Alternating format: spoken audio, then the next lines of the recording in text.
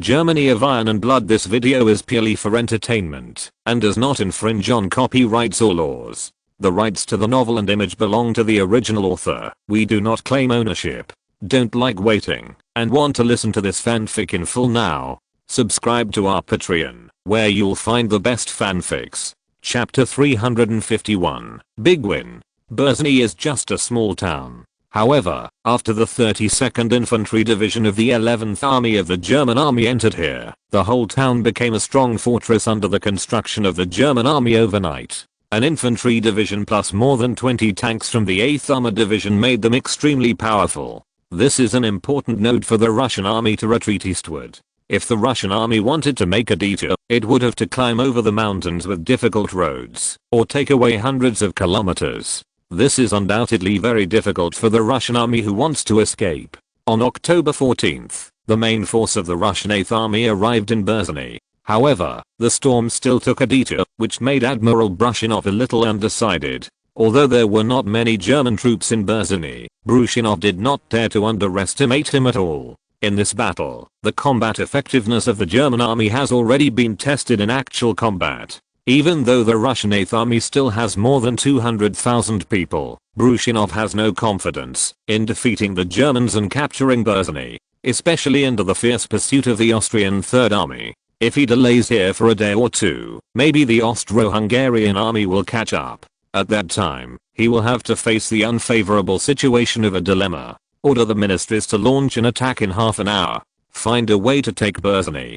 otherwise, we will be finished. Admiral Brushinov ordered. Yes, General. The adjutant gave the order. Half an hour later, the 26th Infantry Army under the Russian 8th Army, as the vanguard, took the lead in launching an attack on Berzeny. The Russian army prepared for a period of firepower before attacking. However, because many of their cannons and shells were discarded, their firepower preparation only lasted for 10 minutes, and they barely fired 200 or 300 shells. This kind of firepower preparation is not a threat at all to the solid position of the German 32nd Infantry Division. After the firepower was prepared, more than 20,000 Russian soldiers charged directly at the defense line of the German 32nd Infantry Division. These Russian soldiers shouted slogans loudly and charged forward fiercely, as if they were not afraid of death at all. Boom. Boom. Boom. The artillery of the 32nd Infantry Division of the German army started shelling, and the howitzers and field guns poured shells into the Russian army's formation. Shells exploded in the ranks of the Russian army, taking away fresh lives. At the same time, gaps were left in the queue of the Russian army. However, the large number of Russian troops makes it easy for them to fill these gaps. When the Russian army approached to only 100 meters away from the German defense line, the machine guns on the German positions to shoot. A pair of general-purpose began machine guns and squad machine guns formed a crossfire force, blocking the way forward for the Russian army. The dense bullets, like a steel storm, tore the soldiers of the Russian army to pieces. The charging Russian army directly hit the intensive firepower of the German army, as if hitting an invisible wall. The Russian army was bloodied and suffered heavy losses.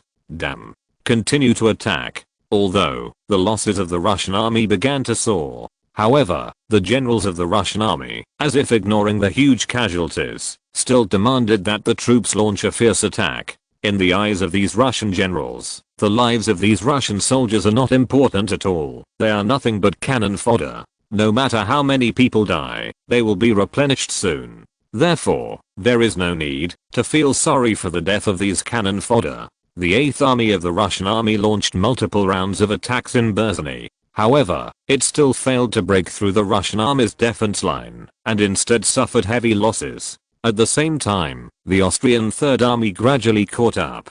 On October 15th, the Austrian 3rd Army completed the encirclement of the Russian 8th Army. There was the German army in the front and the Austrian army in the back, which made the Russian 3rd Army fall into a desperate situation. After the 8th Army of the Russian army was surrounded, it launched several breakouts. However, except for a very small number of troops, the rest of the Russian army failed to break through.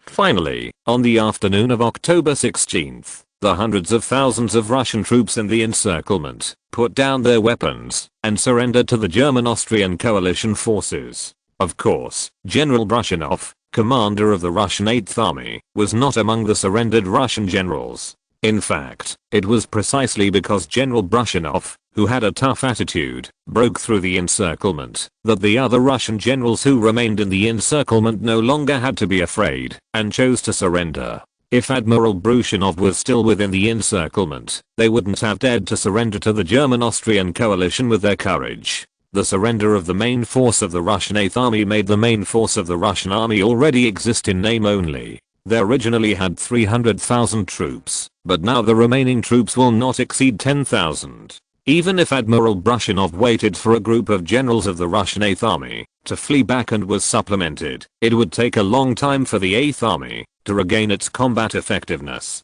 The 8th Army of the Russian army was almost wiped out, which was undoubtedly a heavy blow to the Southwest Front Army of the Russian army. Among the 4 subordinate armies, 2 are already dead in name only. Moreover, the remaining 2 are also at stake. The 3rd Army of the Russian army, because the deployment position is relatively north. Therefore, their retreat routes are almost always under the threat of the German army. The main force of the German 8th Army and the 2nd Austrian Army flanked the 3rd Russian army. Under unavoidable circumstances, General Ruski, the commander of the Russian 3rd Army, had to choose to retreat in small groups to avoid being blocked by the main force of the German-Austrian coalition forces. However, even with this method, the main force of the Russian 3rd Army still did not escape the pursuit of the German and Austrian coalition forces.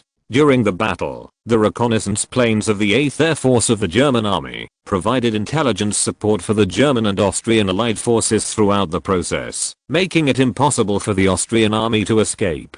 In the end, the Russian 3rd Army only escaped tens of thousands of people. The 11th Army of the Russian army had better luck, because they were deployed in the southernmost place, and at the same time pursuing their Austrian 4th Army, their combat effectiveness was the worst. Therefore, the remaining 200,000 people of the Russian 11th Army basically escaped the pursuit and fled back to Russia. But even so, the German-Austrian coalition forces wiped out millions of Russian troops in this battle and won an extremely brilliant victory. Chapter 352. Tsar's helplessness. Belarus, Stevka, Russian Army Command. The commander-in-chief of the Russian army, Grand Duke Nicholas, looked at the telegram in his hand and said nothing. This is a battle damage report sent by General Livanov, commander of the Russian Southwest Front. The heavy loss made Grand Duke Nicholas feel very sad. According to Admiral Livanov's report, the main force of the Russian Southwest Front Army has been wiped out in this battle. Originally, the Southwest Front Army had 1.2 million people. But now, the Southwest Front Army has only 250,000 people left and has lost a full 950,000 people, which is almost 1 million. If you count the previous losses of the Russian Northwest Front Army, Russia has lost nearly 2 million troops on the Eastern Front. Even if Russia has a huge army, it can't afford such a loss. What's more, the lost troops are almost all their elite troops. In this case, they will be at a serious disadvantage in the next battle. Perhaps, we were wrong from the beginning. This war is no longer something that the Russian Empire can participate in. The strength of the Russian Empire is too weak, and there is no possibility of winning this war. Grand Duke Nicholas a look of bitterness. Originally, Tsar Nicholas II, the commanders of the Russian army, and senior government officials all believed that with the strength of the Allied powers, defeating the Allied powers was a certainty. Especially after Italy betrayed the Allies and fell to the Allies became even weaker. However, the victory they had hoped for had not been able to come. Instead, failures followed one after another. The Russian army suffered such heavy losses in this war, which directly made them hopeless on the Eastern Front. In the eyes of Grand Duke Nicholas, the next role of the Russian Empire in this war is probably to play soy sauce. The only role they can play is nothing more than to contain some of the German-Austrian coalition forces. Moreover, a large amount of territory will be lost unless the Allied powers can win this war. Otherwise, the territories lost by Russia may never be regained. However, can the Allied powers win this war? If it was before the war broke out, Grand Duke Nicholas would definitely think that the Allied powers would definitely win the final victory.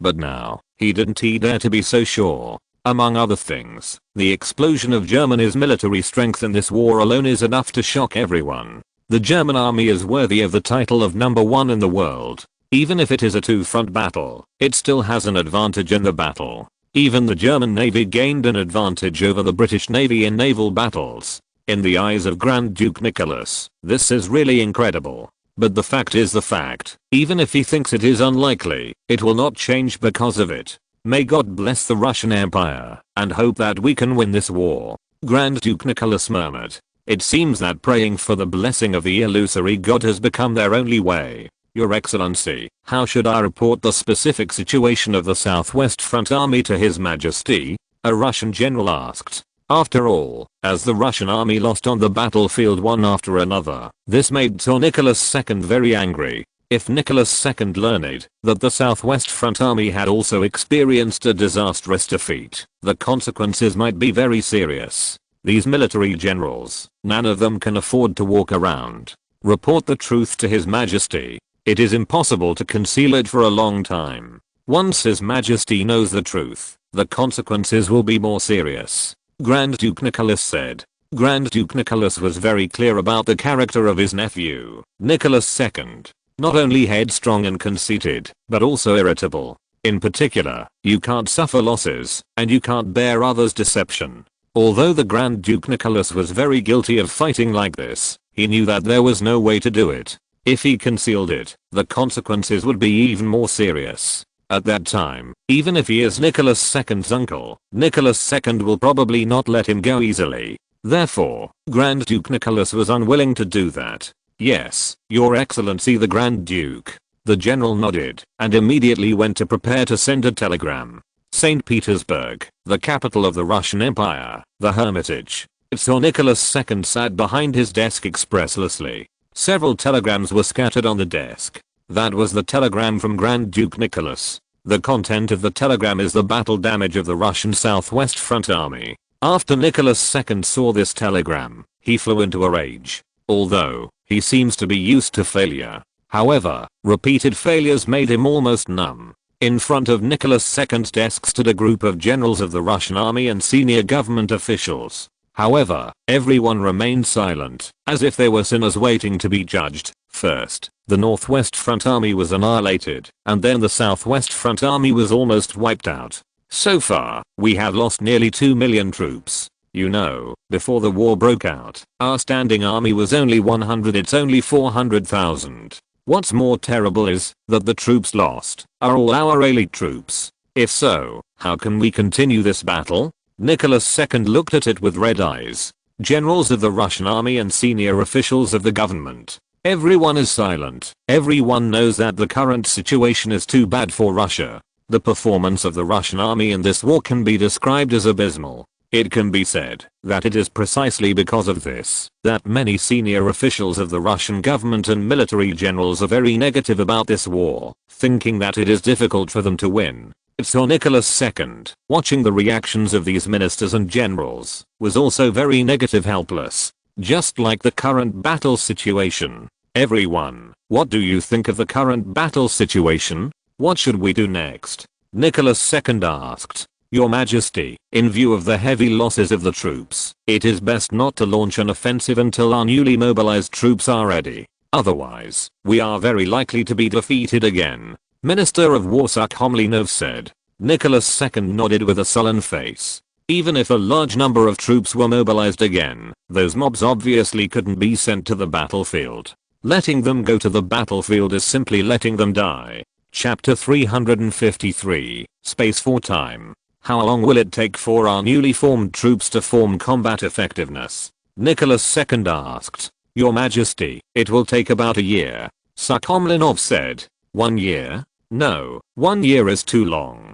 Nicholas II asked. Second shook his head. A year from now, the war may be over. If the Russian army had formed combat effectiveness at that time, it would be of no use at all. Half a year, Your Majesty, half a year is enough. However, we need Britain, France and other countries to provide us with weapons and equipment. With our own military production capacity, it is undoubtedly very difficult to arm millions of troops, said Sukhomlinov. Nicholas II hesitated for a moment, but nodded. Although, asking for help from the British and French made him a little embarrassed. but as long as the Russian Imperial Army can regain its strong combat effectiveness and defeat the Germans on the battlefield, even if it loses a little face, it is completely worth it.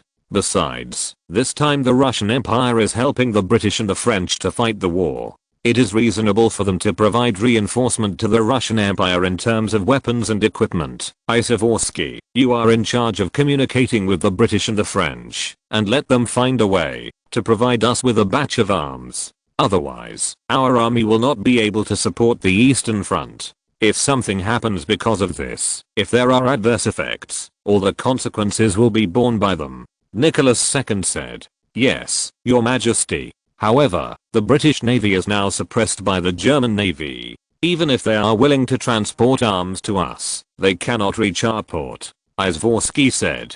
Nicholas II touched his mustache. This is indeed a problem. However, we should not worry about this problem, shouldn't we? I think the British and the French can definitely find a way to solve this problem of. Yes, Your Majesty. Zavorsky nodded helplessly. He knew what Nicholas II meant, which was to leave the problem to the British and French. As for Britain and France, in order for the Russian Empire to survive this war, they have no other choice. It can only provide arms to the Russian Empire as much as possible, so that the Russian Empire's army can be rearmed. Otherwise, once the German and Austrian troops on the Eastern Front enter the Western or Southern Front, this will cause the Allied powers to face failure again in these two directions. By that time, the situation will really be beyond control. Your Majesty, the current war situation is very unfavorable to us. Why can't we consider making peace with the Germans and ending this war?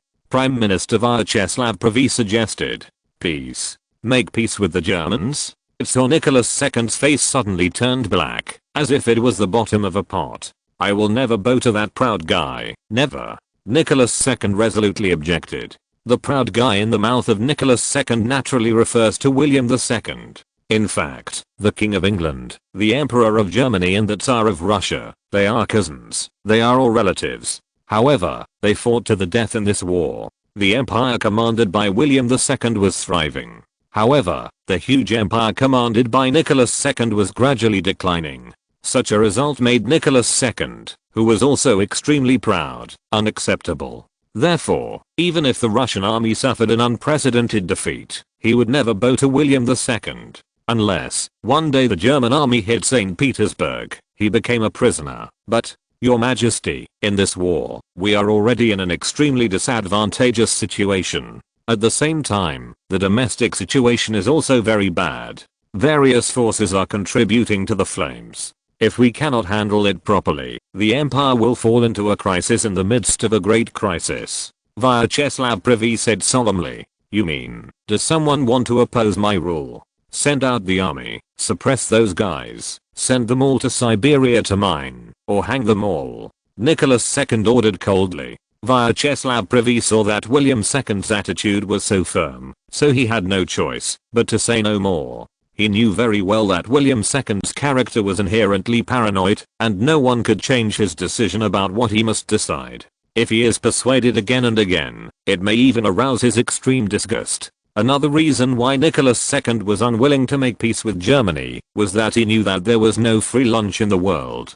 When the situation is extremely unfavorable to them, if they propose a peace to Germany, Germany will definitely open its mouth and put forward very harsh conditions. Even, let them cede a large area of territory and pay huge war reparations. Nicholas II was unwilling to pay such a heavy price. Even, he still had a little luck in his heart. That is, if Russia wins this war, not only can they keep those interests, but they can even cut a piece of meat from the Germans. Even if it is a tear, it is a very good result for the Russian Empire. At least, you don't have to lose those benefits anymore. In the next battle, we must find a way to resist the German attack. Nicholas II looked at the Minister of War Sukh-Homlinov. Your Majesty, Grand Duke Nicholas suggested that we shrink the line of defense, give up part of the territory in the west, and shorten the logistics supply line. At the same time, lengthen the enemy's logistics supply line. In this way, we can buy us a lot of time and let our troops get rest and arm more troops, Sukh-Homlinov said. Nicholas II nodded. Even though he was heartbroken to give up a large area of territory, However, these territories are only temporarily abandoned. If peace is made with the Germans, those territories will have to be given up forever. This is unacceptable to him. Well, I agree with Grand Duke Nicholas' suggestion to trade space for time. Nicholas II said, the reason why he is willing to pay these prices has only one purpose, and that is to win this war. Yes, Your Majesty, Sukhomlinov replied. Immediately, Nicholas II issued an order to reorganize the Northwest Front Army and the Southwest Front Army. The 1st Guards Army was transferred to the front line as the main force of the Northwest Front Army, and the 1st Army, 2nd Army, 9th Army and 2nd Guards Army were rebuilt, bringing the strength of the Northwest Front Army to 1.5 million people. The 3rd Army, 4th Army, 8th Army, and 11th Army of the Southwest Front Army will also be rebuilt, plus the 13th Army. There will also be 5 armies with 1.5 million people. Chapter 354. All quiet on the Eastern Front. Your Excellency Marshal, the Russian Southwest Front Army is almost completely wiped out. In the next 6 months, Russia is unlikely to pose a threat to the Austro-Hungarian Empire. Therefore, the next battlefield on the Eastern Front is up to you to maintain. I'm going to lead the 8th Army and return to Germany. In Uzhhorod, Qin Tian bid farewell to Marshal Herzendorf, Chief of the Austrian General Staff. His Royal Highness, should we just stop attacking like this? Now that the Russian Southwest Front Army has suffered a disastrous defeat, it is a great opportunity for us to launch an attack on Russia. As long as we launch an attack, we can easily capture a large area of Western Russia. Marshal Baron Zendorf said. Indeed, in the eyes of many Austrian generals, it would be a pity to stop the offensive now.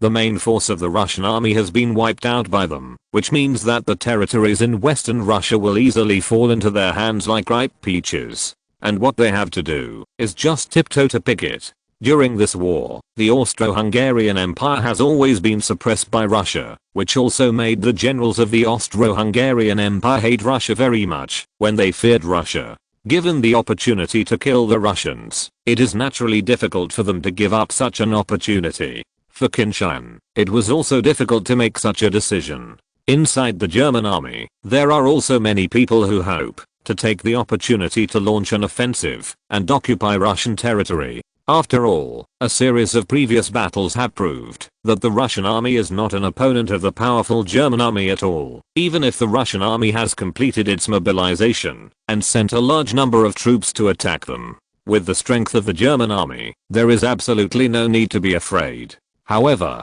Qin Tian still had to suppress the greed in his heart and reject the suggestions of the generals. Among other things, it's late October now. Soon, the cold winter will come. And the winter in Russia is frightening. Before and after Napoleon, then there was Hitler. They are all role models for Qin Tian. Qin Tian would never easily launch an attack on the hinterland of Russia before he was fully prepared. Even if one day he will go to war with Russia, he will take a gradual approach to gradually encroach on Russia's territory, and he will never hope to defeat Russia in 1 or 2 battles. Because Qin Tian knew that it was simply impossible. Russia's terrifying strategic depth and huge population base will be the greatest enemy of all countries that attempt to destroy it. In addition, Qin Tian was looking forward to the outbreak of civil strife in Russia. If Russia's serious defeat on the battlefield can cause a revolution in Russia, then Qin Tian can easily get everything he wants. Qin Tian remembered that in another time and space, the Russian Cloth Party paid a price in order to withdraw from the First World War and make peace with Germany. Of course, when Germany was defeated, the Budapest Party immediately tore up the treaty and reoccupied all the ceded territories. In this time and space, if everything continues to develop, Germany may also be able to obtain those benefits without any effort. If Germany wins this world war, the Russian Cloth Party will naturally have no way to tear up the treaty, like in another time and space. At that time, those territories will become German territories. Because of these territories, Germany will develop stronger and become the true hegemon of Europe. Of course, these cannot be disclosed to the Austro-Hungarian Empire. Your Excellency Marshal, although we have severely damaged the Russian army, their main force is still there. After mobilization, Russia can still arm millions of troops. Therefore, their strength should not be underestimated. In addition, the Western Front has fallen into a crisis. the stalemate. The strength of the Anglo-French coalition forces is constantly growing, which will be very unfavorable to us. Therefore, I must bring the 8th Army back to China, and then put it into the Western Front, and strive to win the Western Front in one fell swoop.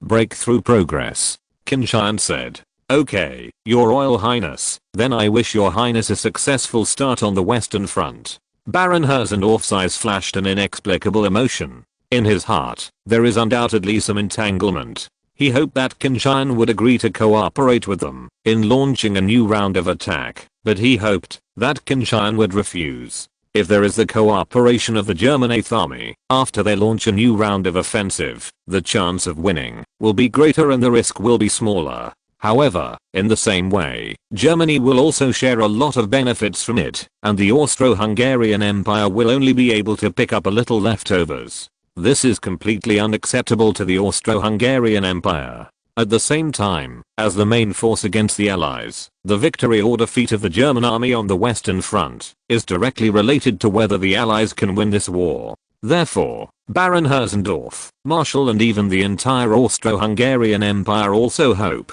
that Germany can win on the Western Front. Only in this way can they keep their own victory. Otherwise, once Germany fails, the Austro-Hungarian Empire will not end well. In late October, Qin Tian left Uzhhorod. At the same time, the 8th Army also began to go north, returning to East Prussia for Est. The newly formed 9th Army will be stationed in the Kingdom of Poland. Once the 8th Army advances west next year and participates in the Great War on the Western Front, East Prussia and the Kingdom of Poland will have to rely on the 9th Army for defense. Of course, if possible, Qin Tian would also like to form a new legion to strengthen the defense on the Eastern Front. Although Austria-Hungary is a staunch ally of Germany, however, they also have their own interests. So, not so carp. When the German 8th Army went north, the Austro-Hungarian Empire was also actively supplementing the 3 armies deployed on the Eastern Front. They also lost a large number of troops in this war.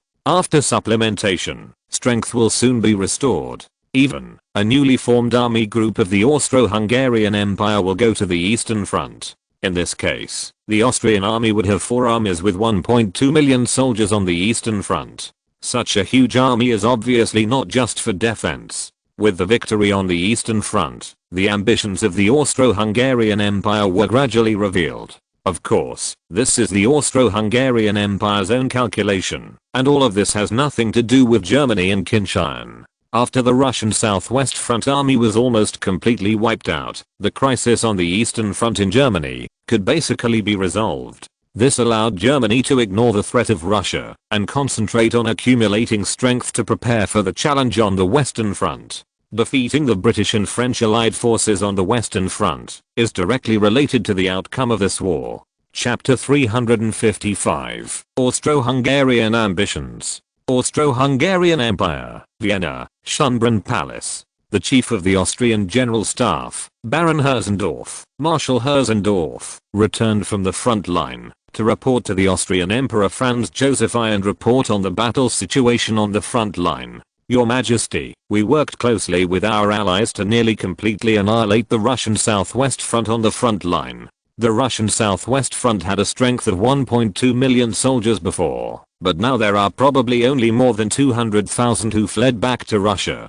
Plus, if Germany had wiped out the Russian Northwest Front army before, we would have wiped out 2 million Russian troops in the future. Baron Herzendorf said proudly. Franz Joseph I also showed a long-lost smile on his face. This is undoubtedly good news for him and the Austro-Hungarian Empire. After the outbreak of the war, the Austrian army has been at a disadvantage on the battlefield. Well, now, the situation is finally reversed. Our allies did not let us down. At the critical moment, they helped us win. Franz Joseph I said with a smile. The combat power of the German allies is definitely the best in the world. Archduke Friedrich, Commander-in-Chief of the Austrian army, also said. Other important ministers and military generals of the Austro-Hungarian Empire agreed one after another, praising the strong combat effectiveness of the German Empire. However, after hearing these praises, Crown Prince Carol's expression was not very good.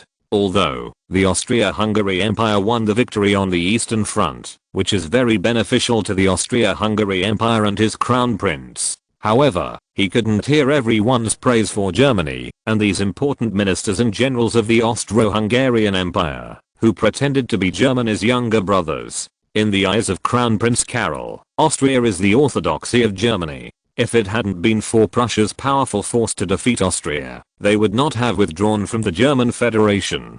Perhaps, the current Austrian Empire has completed the unification of Germany, and with the current territory, it has already become the hegemon of Europe.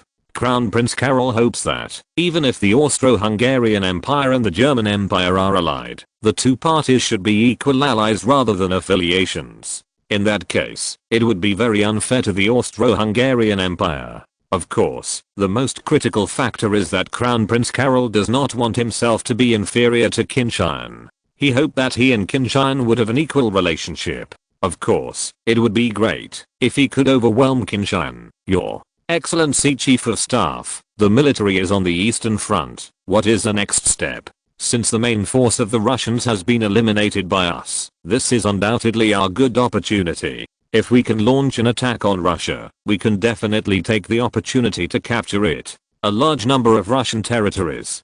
Crown Prince Karol said. Suddenly, all eyes were on Crown Prince Karol. Many people's eyes lit up, and they nodded in agreement with Crown Prince Karol's point of view. Indeed, for them, this is undoubtedly a good opportunity to expand the territory of the Austro-Hungarian Empire. Wasn't Austria-Hungary participating in the World War just to gain more benefits? Now, the benefits are already in front of him, so naturally he can't give up. His Royal Highness, I have made this suggestion to His Highness the German Crown Prince. However, His Highness Oscar has other considerations. His 8th Army will return to Germany, and it is very likely that it will be involved in the battle on the Western Front. After all, for Germany it is said that the battle on the Western Front is the most critical. Baron Herzendorf said. Franz Joseph I nodded. His Royal Highness Oscar should consider it. That's just right. Without Germany's participation, we don't have to share their interests with them. As long as our army fights over and defeats the Russians, we will be able to occupy the vast territory of Western Russia. Crown Prince Karol said excitedly. Baron Marshal Herzendorf couldn't help but frown. Although, leaving Germany alone, the Austro-Hungarian Empire could gain greater benefits. However, I'm afraid that in the future, I will face the counterattack of the Russians alone. With the strength of the Austro-Hungarian Empire, it may be difficult to resist at that time. But the other important ministers and generals of the Austro-Hungarian Empire all had bright eyes. Sharing those benefits with Germany is naturally better than obtaining those benefits alone. In the cloudy eyes of Joseph Franz I, a trace of disappointment flashed. He was a little dissatisfied with Karol, the Crown Prince. The layout is too small, and it is too easy to be blinded by immediate interests. If he had extra time, he would definitely choose a Crown Prince carefully. But unfortunately, his physical condition no longer allowed him to make these choices. I will think about this question carefully. I will give you an answer in a few days. Franz Joseph I said. Yes, Your Majesty. Everyone replied. It's just that they, who were caught up in excitement, didn't seem to understand the meaning of Franz Joseph I's words. They have all been blinded by the benefits of the upcoming blockbuster. Only Archduke Friedrich and Baron Marshal Herzendorf noticed this. However, they also know that it is almost impossible for everyone to give up the idea of continuing to attack Russia and expand the territory with Crown Prince Karol taking the lead, and with the help of other people. The essence of the First World War was still a war between the great powers, in order to compete for more interests and redivide the world. Therefore, all countries participating in this world war have their own interests. The Austro-Hungarian Empire originally hoped to complete its expansion in the Balkan direction. However, since they were able to expand on the Eastern Front, of course they would not give up this opportunity. Crown Prince Karol does not think there is anything wrong with the choice of the Austro-Hungarian Empire. They won the war, so naturally they deserved corresponding benefits. If Germany is willing to participate, Germany will naturally be able to share the benefits. Since the Germans themselves refused, then of course they must accept all of these benefits as their duty. Let the Germans go to fight with Britain and France to the death. We are taking advantage of Russia. If we can bite off a large piece of fat from the Russians, this will make the strength of the Austro-Hungarian Empire further. It has been improved. At that time, we will have the strength to make the Germans have to face us. I did this for the sake of the Austro-Hungarian Empire, not for my personal self-interest. I think His Majesty the Emperor should understand me, will also support me. Crown Prince Carol thought secretly. He thought that doing so would be praised by Franz Joseph. It never occurred to him that he was completely self-defeating. Chapter 356. Do it alone. Your Excellency the Grand Duke, Your Excellency the Marshal. This is a great opportunity for us. If we seize this opportunity and launch an attack on Russia, it is conservatively estimated that we will also be able to obtain a territory of millions of square kilometers. Western Ukraine, southwestern Belarus, will fall into our hands. This will play a huge role in enhancing the strength of the Austro-Hungarian Empire. Crown Prince Carol said happily to Archduke Friedrich and Baron Marshal Herzendorf. In order to persuade Franz Joseph to agree to their plan, Crown Prince Carol has already won the support of many senior government officials and military generals. However, Archduke Friedrich and Baron Marshal Herzendorf, the two giants of the military, have never made a statement, which made Crown Prince Carol very anxious. So, can't wait to get their support. Your Excellency the Grand Duke, Your Excellency the Marshal. This is a once-in-a-lifetime opportunity. If we miss this opportunity, we will definitely regret it. Crown Prince Carol said. His Royal Highness, in the past battle, although we won the victory on the Eastern Front, and wiped out millions of Russian troops. But, don't forget, we didn't beat the Russian army to the ground. Russia the army still has millions of troops. Archduke Friedrich said. Those Russians are just new recruits. How much combat power can they have? Even if they dare to come, we can still defeat them. Crown Prince Carol said vigorously. It's as if after winning this battle, the German army has become the defeated general of the Austrian army. He seemed to have completely forgotten that when the war first started, they were always suppressed and beaten by the Russians. If it weren't for Germany's timely action, the Carpathian Mountains might have been captured by the Russian army. Now the Russians are looting wantonly on the Hungarian plain on the platform. His Royal Highness, I also think that you seem to be too optimistic. The support of the German allies is very important for us to defeat the Russian southwestern front. Otherwise, it will be difficult for us to win. Now, the German allies are not involved in the further attack on Russia. Therefore, it is better for us to be more cautious.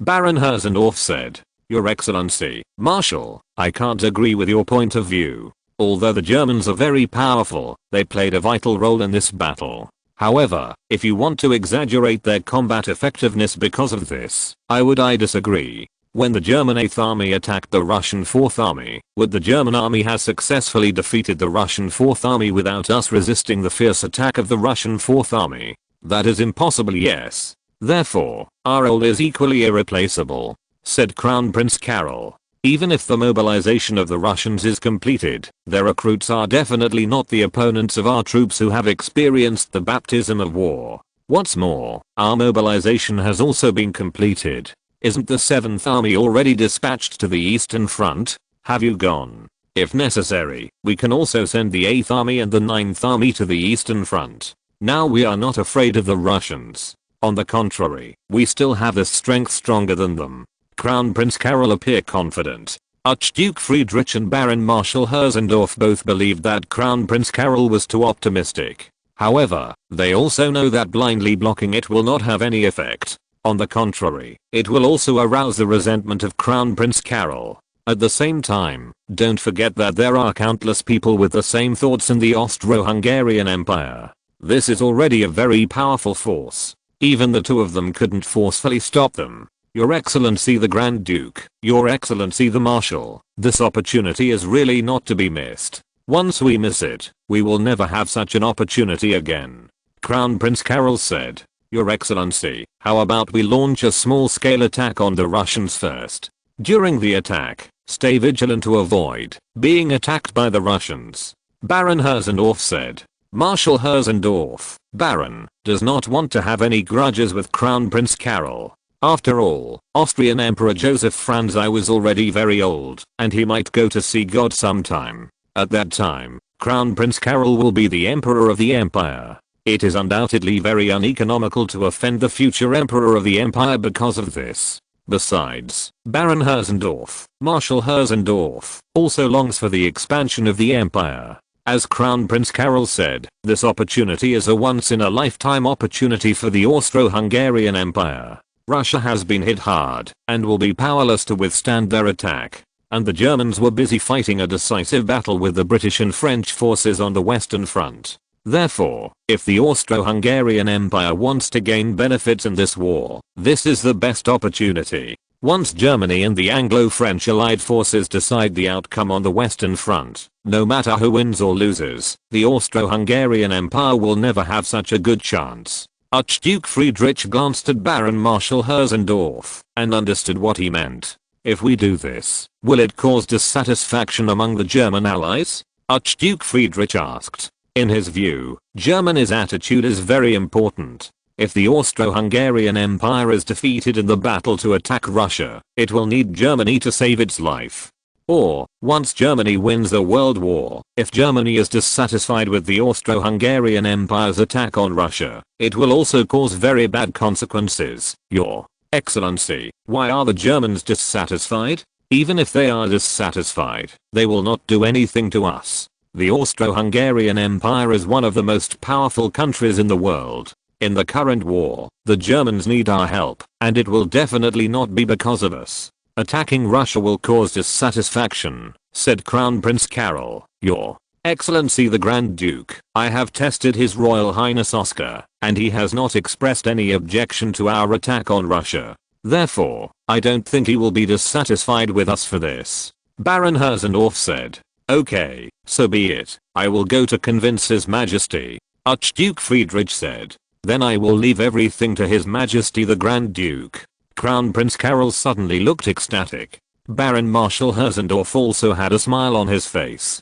2 days later, the Austrian Emperor Joseph Franz I approved the plan of the Austrian army to continue to attack Russia. However, without the help of Germany this time, the Austrian army's offensive did not go smoothly, and soon tasted the taste of failure again. Chapter 357, The Brits' Dilemma. London, England. As the capital of the world's most powerful country, this place should have been the center of the world. The former London was indeed the center of the world, and commodities from all over the world can be found here. However, it has only been 3 months since the war started, and London is already in a state of depression. On the street, there are very few pedestrians, and they are in a hurry. The shops on both sides have been closed long ago, because they simply have nothing to sell. Because of the blockade of the British Isles by the German Navy's breaking, fleet and submarine forces, there has been a shortage of supplies in the UK. Although merchant ships from the United States brought in a lot of supplies, almost all of them were food and various mineral resources. As for the rest of the merchandise, it never arrived at all. In other words, the British simply don't have the energy to manage other commodities. What they have to do now is to store war supplies as much as possible, so that Britain can last longer in this war until it finally wins the war. A car, driving on a deserted street. This is the car of Sir Edward Grey, Foreign Secretary. Originally, his car was a luxurious Daimler A-class car. However, after the war began, especially after the British Royal Navy suffered heavy losses under the attack of the German Navy, Sir Edward Grey stopped riding in that car and replaced it with his own British brand. Although, the cars made by Britain's own car brands are not very good at all, not only ugly in appearance, but also terrible in comfort. But at least you don't have to worry about being mobbed by angry mobs. Not only Sir Edward Grey changed his car, but other members of the British cabinet also changed their cars to local brands. When the war is unfavorable and the people are angry, they dare not provoke the people anymore. If the anger of the people is aroused, the consequences will be very bad. These cabinet ministers don't want this government to be overthrown by angry people because of their stupid actions. Oh, it's only been 3 months, and London has become like this. This battle is getting worse and worse for us. Sir Edward Grey looked at the deserted streets and couldn't help saying, "Sir, will we lose this war?" asked the secretary sitting in the front row. "Will you lose?" Sir Edward Grey didn't know himself. However, he clearly knew that they could not lose. If you lose, the consequences will be very serious. But immediately, Sir Edward Grey's eyes became firm. As a British cabinet minister, while enjoying power, his responsibility is to lead the development to become stronger. Although, Britain is now facing a great crisis. But he believes that they will be able to survive this crisis and win future wars. We will not lose. In the hundreds of years since the rise of the British Empire, what challenges have we not encountered? This time, the German challenge to us is nothing more than a small challenge that the British Empire has encountered for hundreds of years. They can definitely be defeated. Victory will belong to the British Empire. The British Empire will continue to lead the world. Sir Edward Grey said firmly. The secretary's eyes immediately became firm. Yes, Your Excellency. We can definitely defeat the Germans and win this war. After the war lasted for 3 months, the beliefs of many British people were inevitably affected. Because they suddenly discovered that the British Empire did not seem to be as powerful as they imagined. They used to think that the British Empire could easily win the war. But now, reality slapped them hard.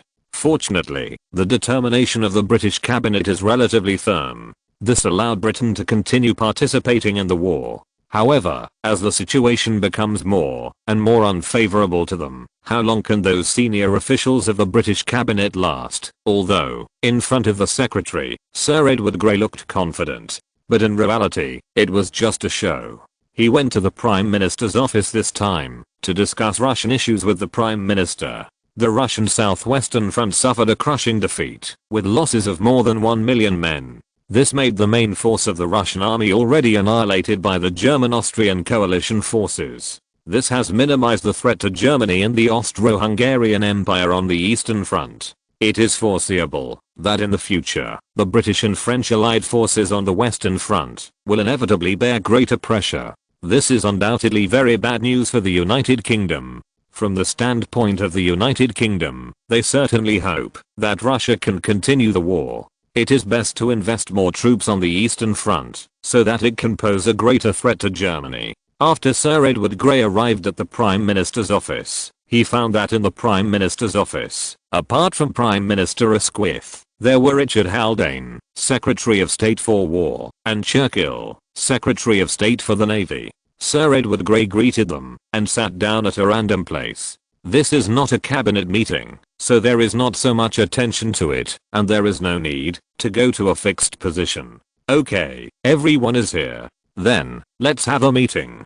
Prime Minister Asquith glanced at everyone and then said, "Everyone, our Russian allies are in trouble again. Their army has just lost 1 million troops. Adding up the previous losses, they have already lost 2 million troops in this war. It is too hard to believe. The war has only started 3 months, and they have lost so many troops. However, this has also led to problems. The Russian army, which has lost a large number of main forces, they are no longer able to launch attacks on the Eastern Front. Therefore, the Germans hardly have to worry about the Eastern Front. They can send all the main forces to the Western Front. Soon, our troops on the Western Front, maybe there will be enormous pressure," Prime Minister Asquith said. The Russians lost 2 million troops in 3 months, which is indeed very shocking. This is undoubtedly a heavy blow to the entire Allied powers. It is foreseeable that the Germans will soon launch a powerful offensive on the Western Front. In order to reduce our pressure, we need to urge the Russians to continue to launch offensives on the Eastern Front.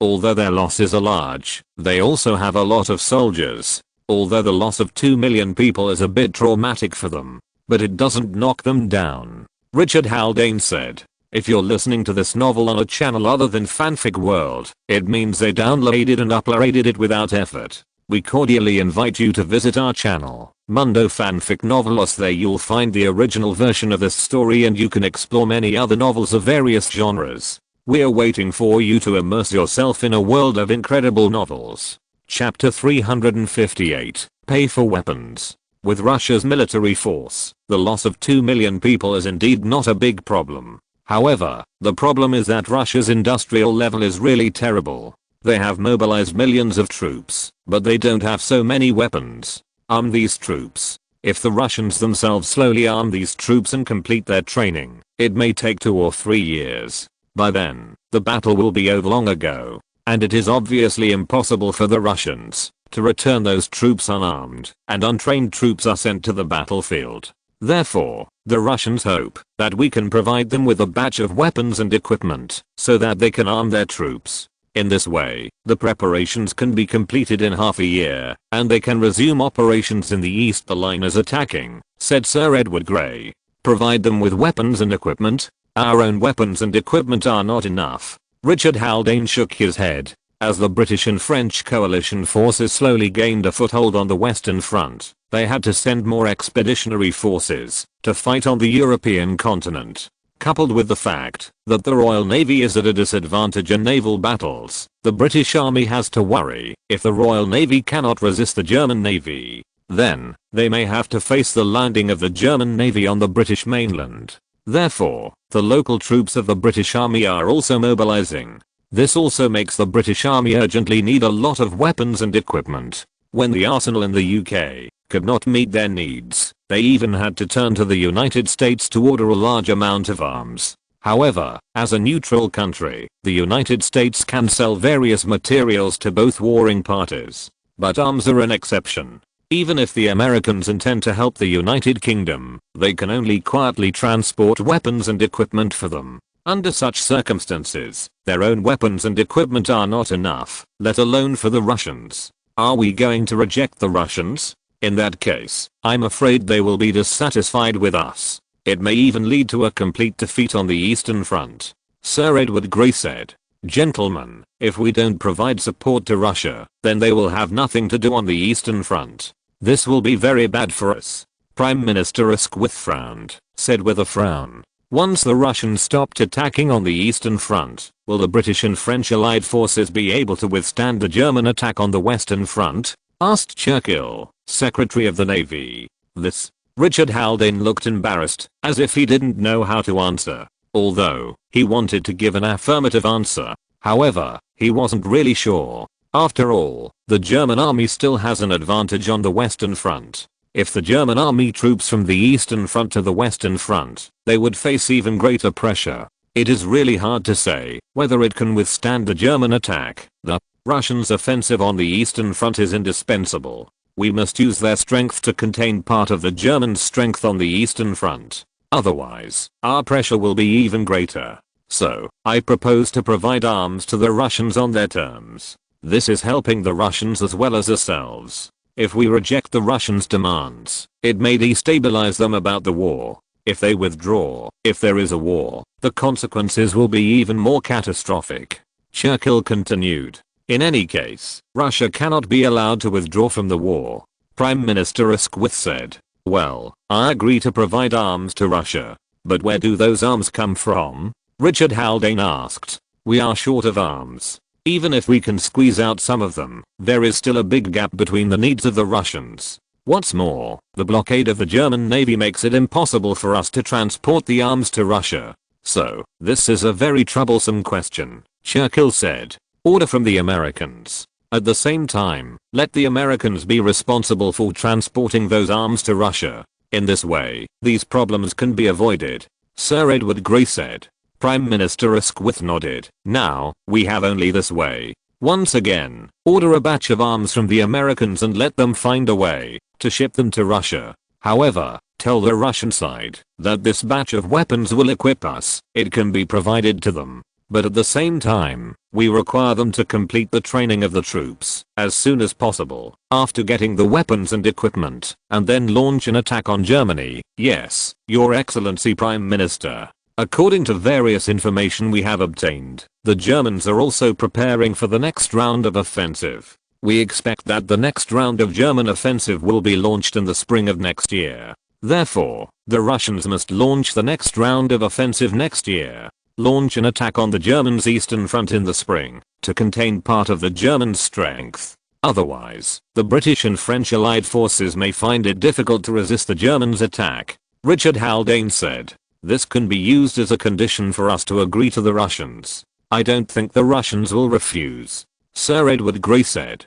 "Gentlemen, I think that this batch of weapons and equipment cannot be provided by us alone. It seems that our French allies should share half of it. After all, they are the main force on the Western Front. If Russia is unable to, if the Eastern Front launches an attack and the Germans attack the Western Front with all their strength, they will bear the brunt of the enormous pressure from the Germans, Churchill said suddenly. That's right, the French should also bear half of it. Prime Minister Asquith nodded repeatedly. Originally, he was ready to bleed heavily, but after listening to Churchill's words, I suddenly felt that it was a good opportunity to reduce losses. Okay, Your Excellency, I will communicate with the French. I think they will definitely not refuse. Sir Edward Grey said. Your Excellency Prime Minister, I suggest that we provide another loan to Russia, to give them confidence in continuing the war. Churchill suggested.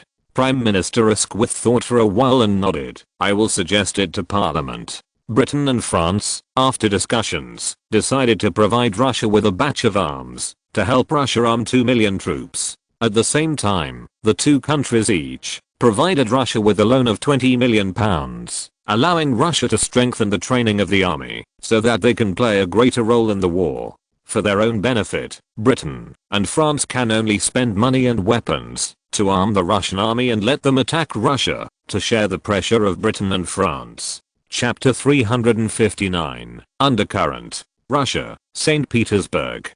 St. Petersburg at the end of October has already entered winter. The north wind howled, and the temperature plummeted.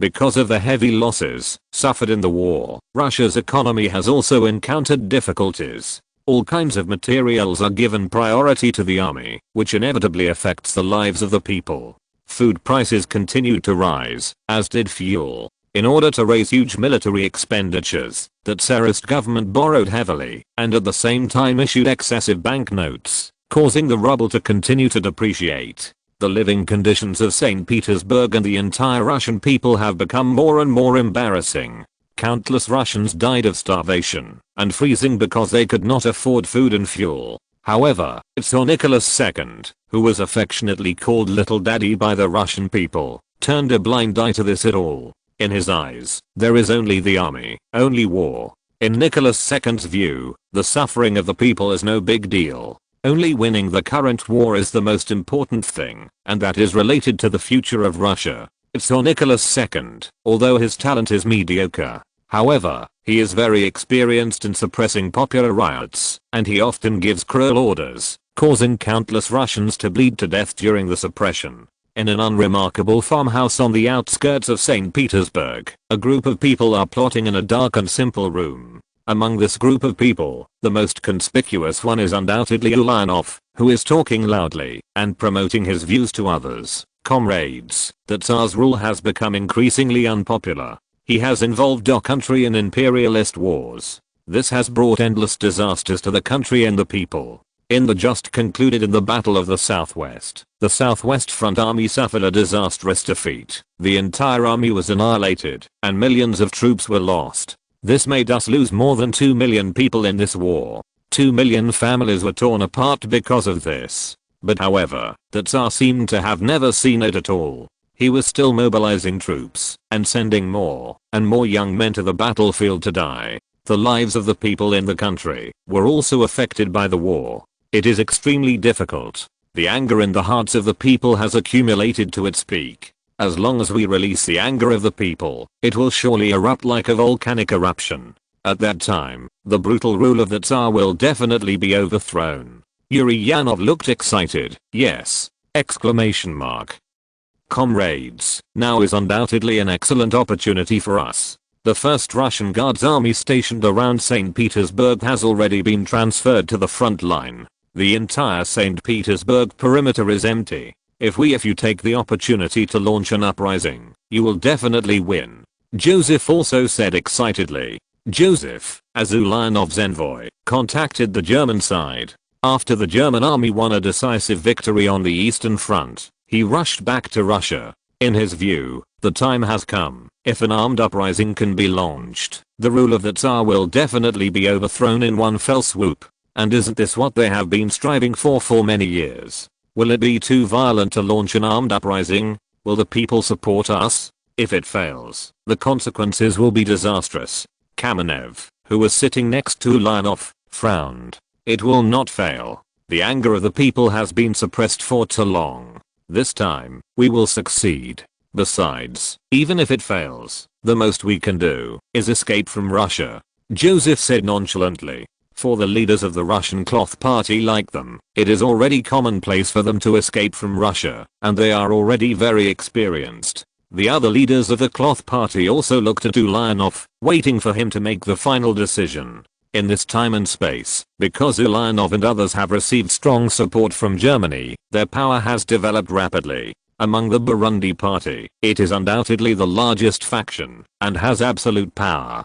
Compared with another time and space, the strength and power of Ulyanov and others are much greater. Therefore, they have the strength to have the opportunity to launch an uprising in the first year of the war. Of course, there is one main factor in this, that is, Russia suffered an unprecedented defeat in the war. Under such circumstances, the Russian Cloth Party had the opportunity to launch an uprising earlier than in another time and space.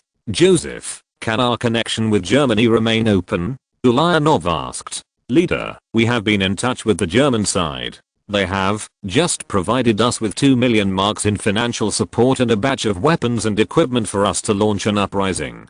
Joseph said. Many leaders of the Cloth Party could not help short of breath when they heard that they had received another sum of funds from the Germans. Their life was already very embarrassing. Otherwise, they would not have joined the Cloth Party. Thanks to the support from Germany, their living conditions have been greatly improved. Otherwise, their lives will be even worse. It doesn't seem too good for us to accept the help of the Germans for so long. Anyway, they are our enemies. Kamenev frowned. There was a flash of displeasure in Ulyanov's eyes, thinking that Kamenev was questioning that he should not accept help from Germany. But who else in the world will support them besides Germany? Although, Ulyanov also notes that the Germans are not good birds. They support Russia because they have bigger plans. However, as the saying goes, the enemy of an enemy is a friend. It is undoubtedly a very good thing and an excellent opportunity for them to use the power of the Germans to overthrow the Tsar's rule. Ulyanov, of course, would not miss this opportunity. We are just using the Germans. After we overthrow the Tsar's rule, we don't have to rely on their support anymore. Ulyanov said expressionlessly. Kamenev saw that Ulyanov was a little unhappy, so he had to keep silent. The current Cloth Party has become the voice of Ulyanov and others, and there is no so-called democracy at all. Since the time is ripe, let's do it. Whether our evolution in Russia can be successful depends on this time. Ulyanov said. Yes, leader. We will definitely succeed. Joseph and the others all looked excited, as if they had seen the success of the revolution and the moment when they became the rulers of Russia. Chapter 360, Uprising. In November 1914, the activities of the Russian Cloth Party became more and more frequent. They were active among the factory workers and peasants in and around St. Petersburg. The activities of the Cloth Party have attracted the attention of the Russian government. It's just that the Tsar's attention was all on the army and he ignored it. In other words, he has long been numb to these riots and uprisings, and he is no stranger to them. On November 3rd, large-scale strike demonstrations broke out across Russia to commemorate the Bloody Sunday in 1905. Workers in St. Petersburg, the capital, responded to the call of the Cloth Party and held strikes and demonstrations. They shouted the slogans "Down with War" and "Bread and Peace." Subsequently, about 130,000 male and female workers in 50 factories in St. Petersburg went on strike and marched, which opened the prelude to the February Revolution. The next day, the number of people participating in the strike demonstration increased to 200,000. Under the leadership of the Cloth Party, almost the entire St. Petersburg workers joined the strike. This makes the scale of the strike further expanded. And this also attracted the attention of the Tsar. Your Majesty, the situation in St. Petersburg is already very bad. A large number of workers have participated in the strike under the instigation of those rebellious parties. The order in the entire capital is already in chaos. If we don't want to stop them, there will be riots. It may expand to the whole country. This will be very unfavorable to us. The Minister of Internal Affairs, Pennsylvania Stolikin, looked flustered. Bastards. Those damned chaotic parties. They shouldn't have been let go in the first place. When the country was in crisis, not only did they not want to serve the country, but they also made trouble for us again and again. This time, I will never let it go. They are gone. Tell the chief of police in St. Petersburg to arrest all those rebels and hang them all if they dare to resist. In addition, all those untouchables will be dispersed. Their task is to work hard and produce for our army more war materials, instead of listening to the demagoguery of those chaotic parties and opposing the government and the country. If the situation is out of control, I authorize you to use the army to suppress it. Nicholas II said viciously. The disastrous defeat of the army on the front line has already caused a fire in his stomach, and there is no place to vent it. Now, someone actually conspired to rebel against the country, which made him even more unbearable. The angry Nicholas II had murderous intentions in his heart. After capturing those guys from the cloth party, he planned to hang them all to deter other people who opposed his rule. Yes, Your Majesty. Stolypin nodded. Although, he believes that Nicholas II's order may further intensify the relationship with the people. However, at such a critical juncture, there is no other way except to adopt strong measures. On November 5th, the St. Petersburg Police Department dispatched a large number of police forces to raid the headquarters of the striking workers, arresting hundreds of members of the Burundi Party and the backbone of the strike in one fell swoop. That night, the angry Nicholas II ordered the execution of a group of people. Dozens were hanged without any trial. Their bodies were hung on Nevsky Prospect. Nicholas II's original intention was to take this opportunity to warn those workers who were on strike, so as to have the effect of killing chickens and monkeys, so that they would retreat in spite of difficulties. This approach has been tried and tested in the past few years. When the workers on strike saw that Tsar Nicholas II was killing people, they all hid in fright, not daring to continue the strike. Nicholas II believed that this time it would be business as usual. It is a pity that Nicholas II made a wrong calculation this time. The death of those cloth party members and strike activists not only did not frighten them, but further aroused their anger. Ulyanov and other leaders of the Burundi party stood up at the right time, calling on the workers and the people to take up arms and overthrow the brutal rule of the Tsar. And this further intensified the conflict between the workers and the Tsarist Russian government. On November 7th, tens of thousands of workers gathered on Nevsky Prospect. They shouted the names of the arrested Burundi party members and strike activists, and demanded that the government release them unconditionally. However, the Tsarist government was simply unmoved. The troops of the St. Petersburg military district even set up a blockade on Nevsky Avenue and set up machine guns to prevent the striking workers from taking further radical actions. Let people go. Let people go. The workers shouted slogans with anger on their faces. Crack. Suddenly, there was a clear gunshot, and the chest of a worker leader was immediately stained red with blood. Ah. Killed. The army killed. Someone in the crowd immediately shouted. The angry workers rushed towards the military police immediately. Stand back. Back off. Otherwise, you'll shoot. A Russian officer shouted loudly. Sweat had already appeared on his forehead. Crack. There was another gunshot. A bullet hole the size of a thumb appeared on the officer's forehead. Blood mixed with white matter flowed out. His body fell to the ground all of a sudden. Russian officers were shot, as if a ladle of water had been poured into a frying pan. Suddenly, a violent explosion sounded. Fire. Kill the mob. Da da da. The machine guns of the army began to fire, and the dense bullets shot at the crowd. Countless workers fell to the ground under the shooting of the Russian army. The entire Nevsky Prospect was filled with blood. Under the fire of the Russian army, the workers who participated in the march and strike suffered heavy casualties and had to retreat. However, if the Tsarist Russian government thought that this would suppress the workers' uprising, it would be a big mistake. Ulyanov, Joseph and others were all very excited after hearing that the army had shot at the workers on the march. Very good, very good. This time, the Tsarist Russian government is even more unpopular. Tonight, let our people act. This time, we must overthrow the brutal rule of Tsar Nicholas II in one fell swoop. Yuri and Yanov's eyes, the light of ambition shone. They seemed to have seen that victory was just around the corner. This huge country will change its owner, and he will have the final say in the future. Yes, leader. Joseph also had a smile on his face. As Ulyanov's main assistant, if this uprising succeeds, his status will also rise. That afternoon, the workers in St. Petersburg launched an armed uprising.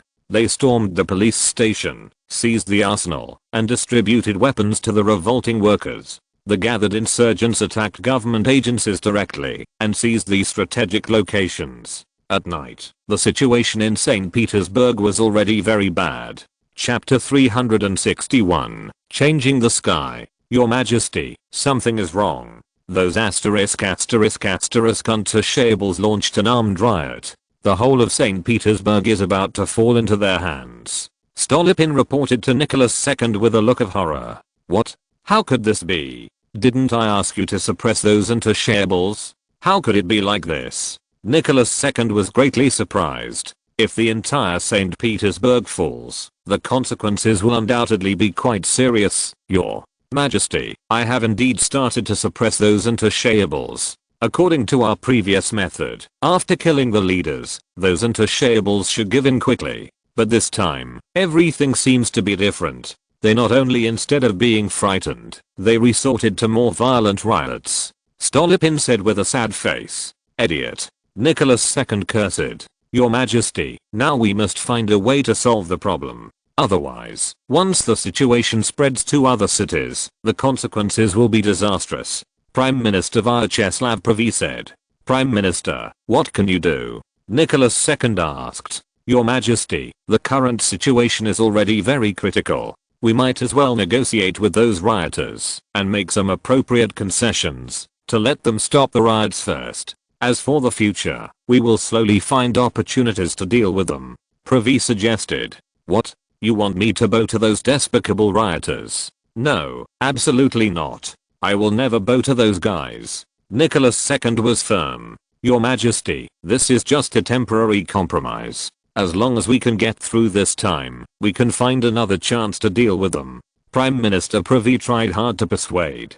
HMPH. Those despicable rebels are nothing but clowns. There is no need to use this method. Sukhomlinov, order the troops of the St. Petersburg military district to march into St. Petersburg and suppress those guys. Anyone who participated in the riot, kill them all. Nicholas II gave the order indifferently. He didn't seem to know how many people would die because of his order. Your Majesty, doing this will only further intensify the conflict. Prime Minister Prevy believed that this order from Nicholas II would not help solve the problem at all. However, Nicholas II, who was in a rage, could not listen to any persuasion at all. Your Majesty, the troops of the St. Petersburg military district are all recruits. Many of them have only just learned how to shoot. In addition, their positions are not firm. Minister of War Sukhomlinov was a little worried. There is nothing to worry about. I believe that my army must finally be mine. Even if they have just learned how to shoot, they are much stronger than those rebels. Nicholas II looked very confident. However, it turned out that he was still too confident. Yes, Your Majesty. Sukhomlinov stopped persuading and issued an order to let troops from the St. Petersburg military district enter the city to suppress the riot. 100,000 recruits left the barracks outside the city and marched into the city to suppress the riot. However, many of these recruits have already been infiltrated by the Cloth Party. With the support of Germany, the Cloth Party began to develop its influence in the Russian army very early. It's just that, in view of the fact that the Tsar's power is too great, he has been afraid to reveal it. Now, the Tsar's direct troops are already in the middle of the war, and they have lost almost all of their losses. So, they naturally have nothing to fear. After the Russian army entered St. Petersburg, those recruits who were under the control of the Cloth Party immediately rebelled. They cooperated with the uprising workers and attacked the troops loyal to the Tsar. The situation in St. Petersburg became even more chaotic. I have to admit that the Russian Cloth Party in this time and space is much stronger than that in another time and space. The armed forces they control are also much stronger. If, in another time and space, they had to unite with the bourgeoisie, this overthrew the rule of Tsar Nicholas II. Then, in this time and space, they can do it themselves. Therefore, in this time and space, the Cloth Party does not need to unite with the bourgeoisie at all. Relying on its own strength, it can do everything. After a night of fierce fighting, the troops loyal to the Tsar were defeated. The entire St. Petersburg has fallen into the control of the Cloth Party. Leader, we have won. The Tsar's army has been defeated by us. Now, we have controlled the entire St. Petersburg. Joseph looked excited. Haha, but that's really great. Ulyanov was equally overjoyed. Perhaps, even he himself did not expect that all this would go so smoothly. Where is Nicholas II now? We must catch him. Only in this way can we control the situation. After the initial joy, Ulyanov calmed down and began to analyze the current situation. There is no doubt that their uprising has been successful in St. Petersburg. However, the Russian Empire is too vast, and there are many people who are loyal to the Tsar. If they are left alone, Nicholas II will soon gather a powerful force to attack them. At that time, it will be very difficult to say whether the rebel army can defeat the Tsar's counterattack. Nicholas II has returned to the Winter Palace.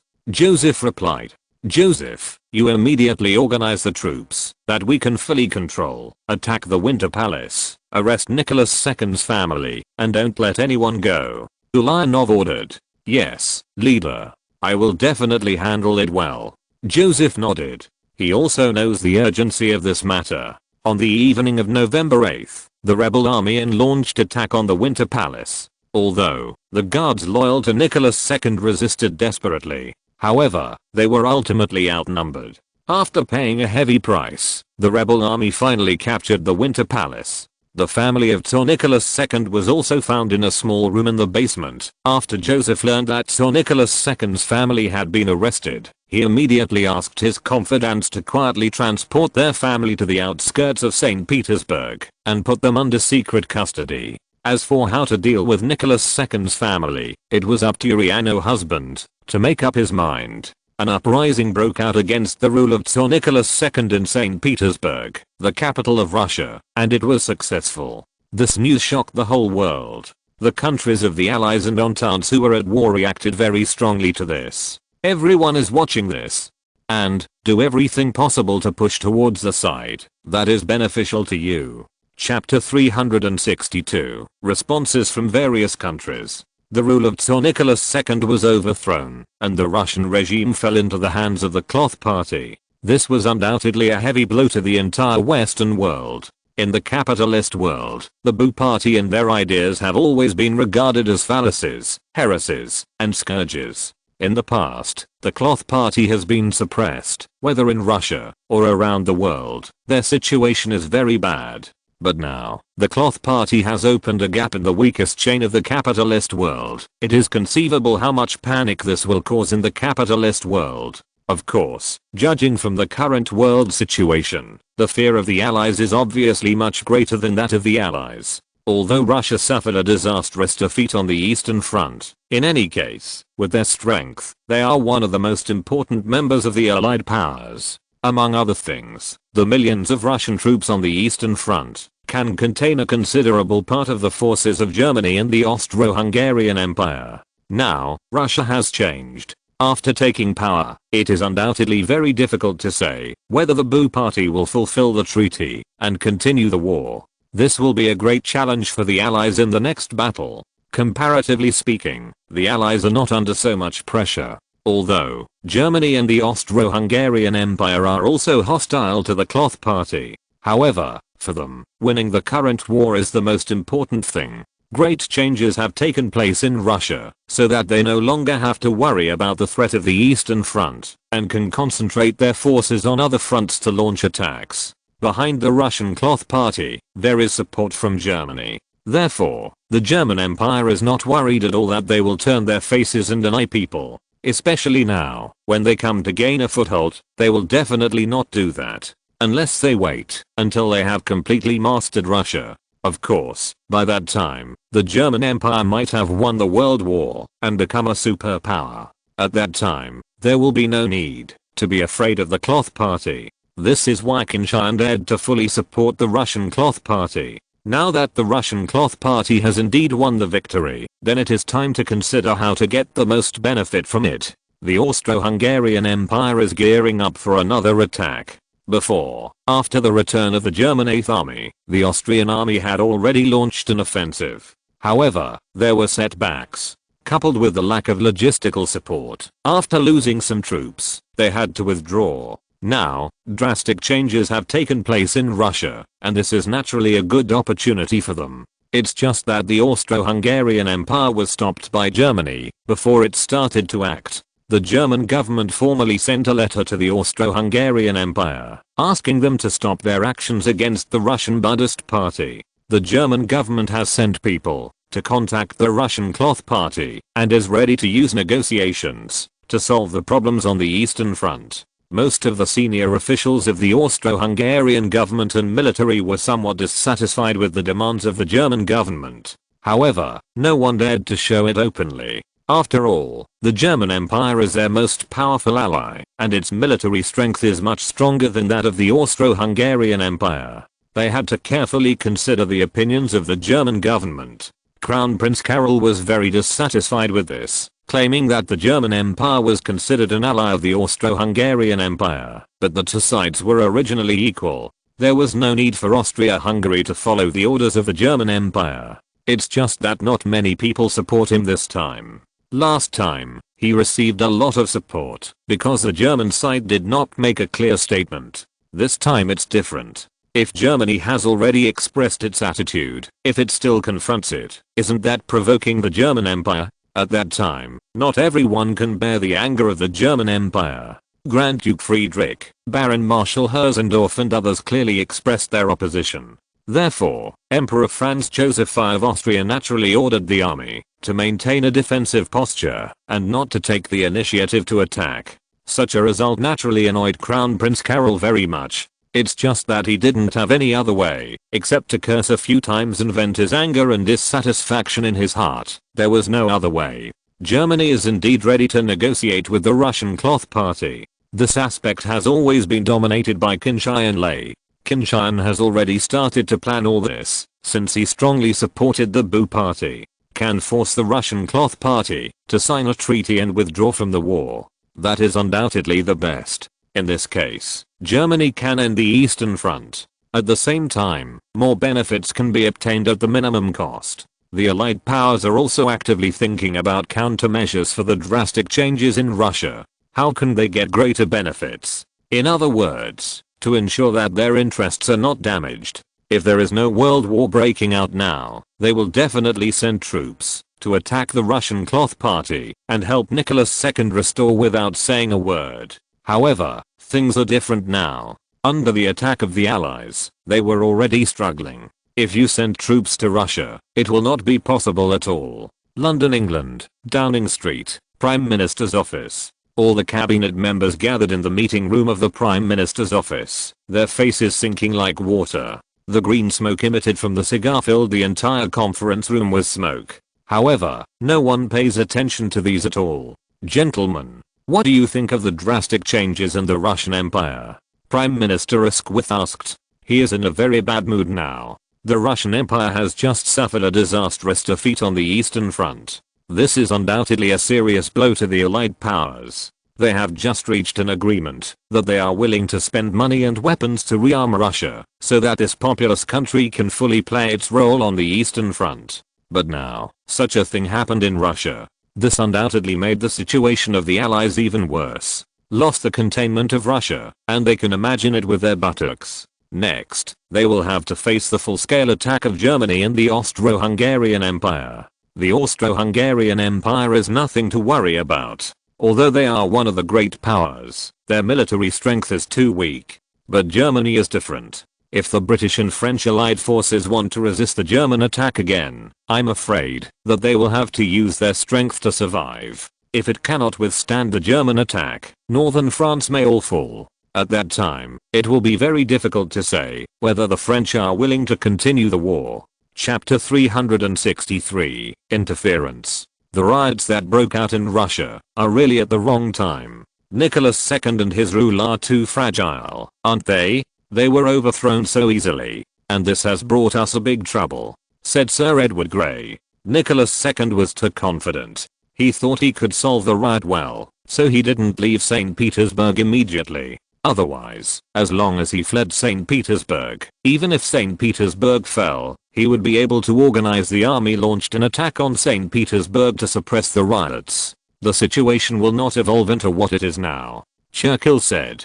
How is Nicholas II now? I don't know whether he is dead or alive, said Lloyd George, the Chancellor of the Exchequer. Who knows? According to our embassy, the Winter Palace has been captured by those rebels. Nicholas II's family was there at that time. Therefore, he should not have escaped and fell into the rebels' hands, said Sir Edward Grey. Your Excellency, in view of the current situation, we should send people to contact the Russian Cloth Party. If they are willing to fulfill the treaty and continue to fight against Germany, we cannot interfere in the situation in Russia. Churchill suggested. Mr. Churchill, do you mean that we want to abandon Nicholas II and cooperate with those rebels? Prime Minister Asquith couldn't help frowning. For him, this seemed to be a difficult thing for him to accept. Your Excellency, Nicholas II committed suicide. We have no way to save him. Maybe he is dead now. For us, winning this war is the most important thing.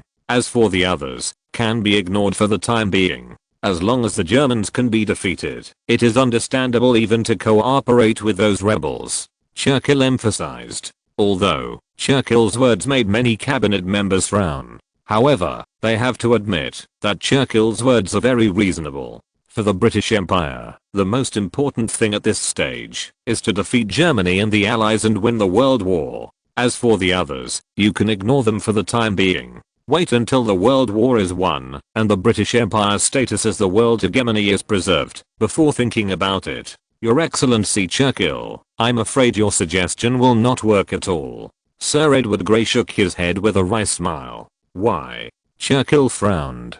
The relationship between the Russian Cloth Party and Germany is very close. Even, they have always received the full support of Germany. Otherwise, how could the Russian Cloth Party develop so powerfully in just a few years? Edward, said Sir Grey. What? Is this true? Churchill was dumbfounded. If this news is true, it is almost impossible for them to persuade the Russian Cloth Party to continue to implement the treaty and start a war against the German Empire. Of course it is true. The embassy has confirmed the news. Sir Edward Grey said with certainty.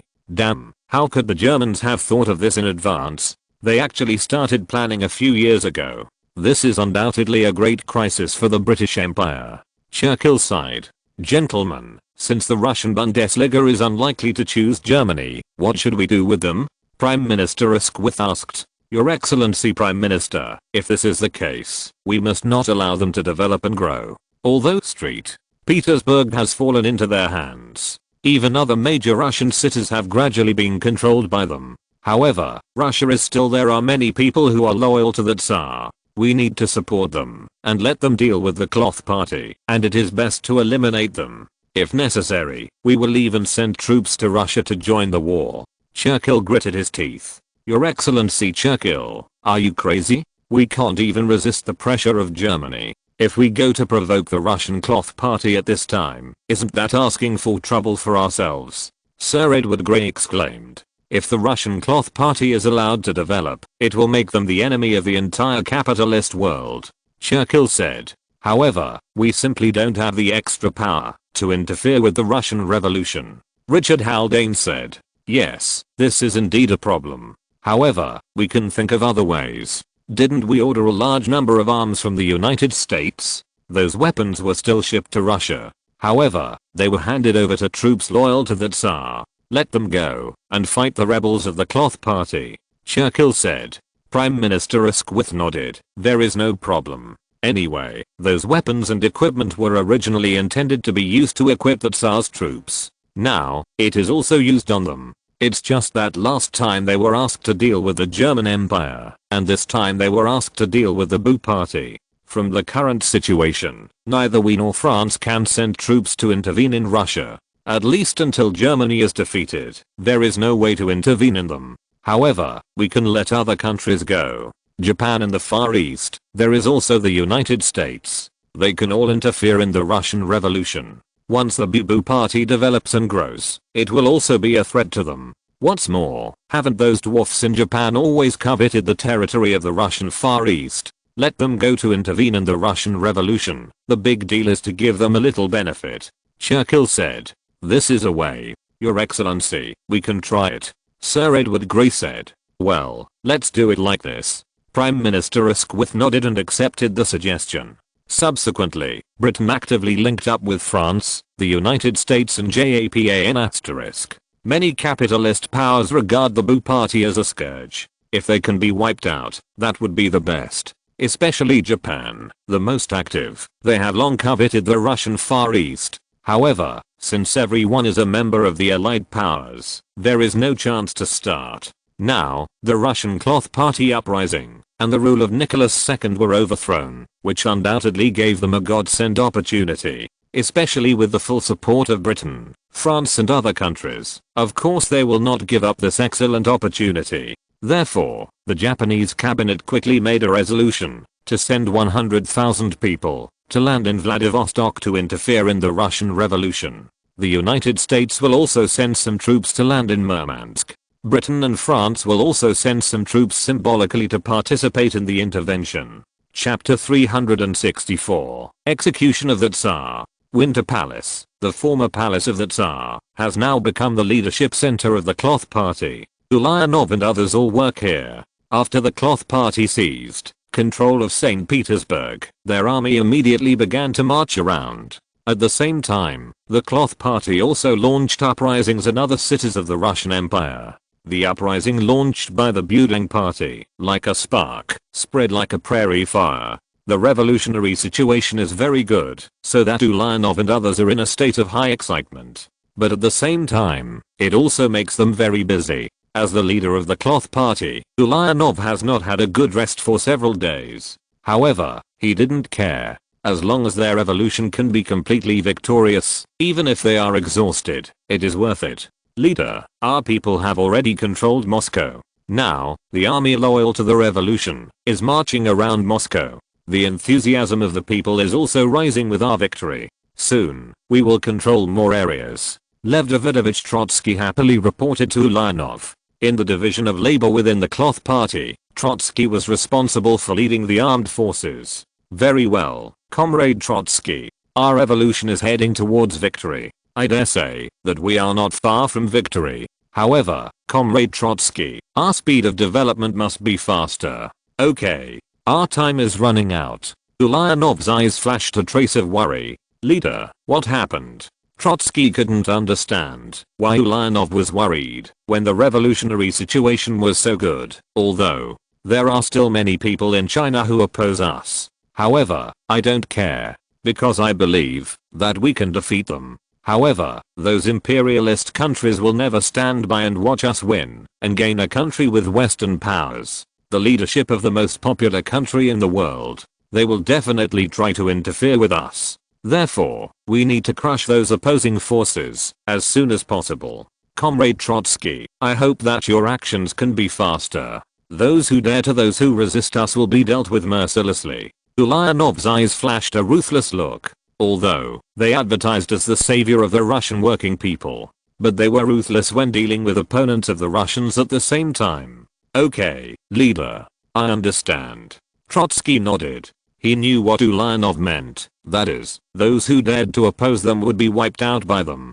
Clean it all up mercilessly. After Trotsky left, Joseph walked into Ulyanov's office with a gloomy face. What's the matter, Comrade Joseph? Ulyanov asked. The leader, our German friend, informed us about the international situation. The current international situation is very unfavorable to us, Joseph said with a black face. Hearing what Joseph said, Ulyanov couldn't help but feel tense. He realized that what he was most worried about might still happen. Leader, the Allied powers are secretly contacting us to interfere with us. Of course, if we can continue to fulfill the treaty and fulfill our combat obligations to Germany, they will not do anything to us. Otherwise, their troops will attack us, said Joseph. Impossible, we can't do anything to Germany. The war between imperialist countries has nothing to do with us. Ulyanov shook his head resolutely. But another reason is undoubtedly that they have received a lot of German aid. If you dare to use force against Germany, once the Germans expose all these, the consequences will be disastrous. Although Ulyanov and his faction are the most powerful faction in the Cloth Party, it does not mean that they have no opponents. Once their acceptance of German aid is exposed, they will definitely be used to make a big fuss. At that time, if they still want to continue to lead the Russian Cloth Party, it will be Ulyanov absolutely impossible. Ulyanov does not allow such a thing to happen. He takes his own power very seriously. Joseph nodded. He naturally knew this. Isn't the Allied powers fighting against Germany? They are exhausted under the threat of Germany. Where can they have extra strength to attack us? Ulyanov asked. Britain and France do not have many troops to attack us. However, the powerful country in the east has always coveted our territory. In addition, the United States on the other side of the ocean does not have a good impression of us. These countries are all likely to send troops directly interfering with us. Not to mention, they will continue to support those opponents in the country and launch attacks against us. Joseph said. The opposition forces in the country are indeed a problem. I have asked Trotsky to speed up the elimination. Ulyanov said. Leader, I suggest that that person be executed. If he is alive, those rebels will have a target. If he is dead, the problem will be much easier. Joseph suggested. Ulyanov hesitated for a long time and finally nodded. You handle it, make it clean, and don't let it out. Yes, leader. Joseph nodded.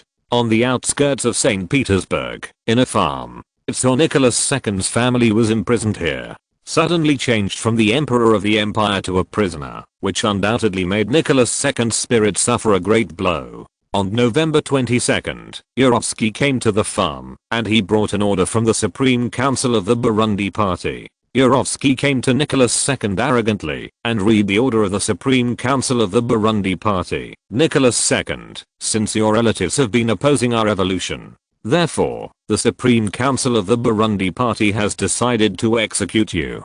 Nicholas II was stunned for a while. No, you can't treat me like this. I'm the emperor of the empire. Nicholas II roared, his eyes full of horror. Please, let us go. My sons and daughters are still children. Queen Alexandra cried and begged. However, her pleading was ignored at all. Execution. Yurovsky ordered deadpan.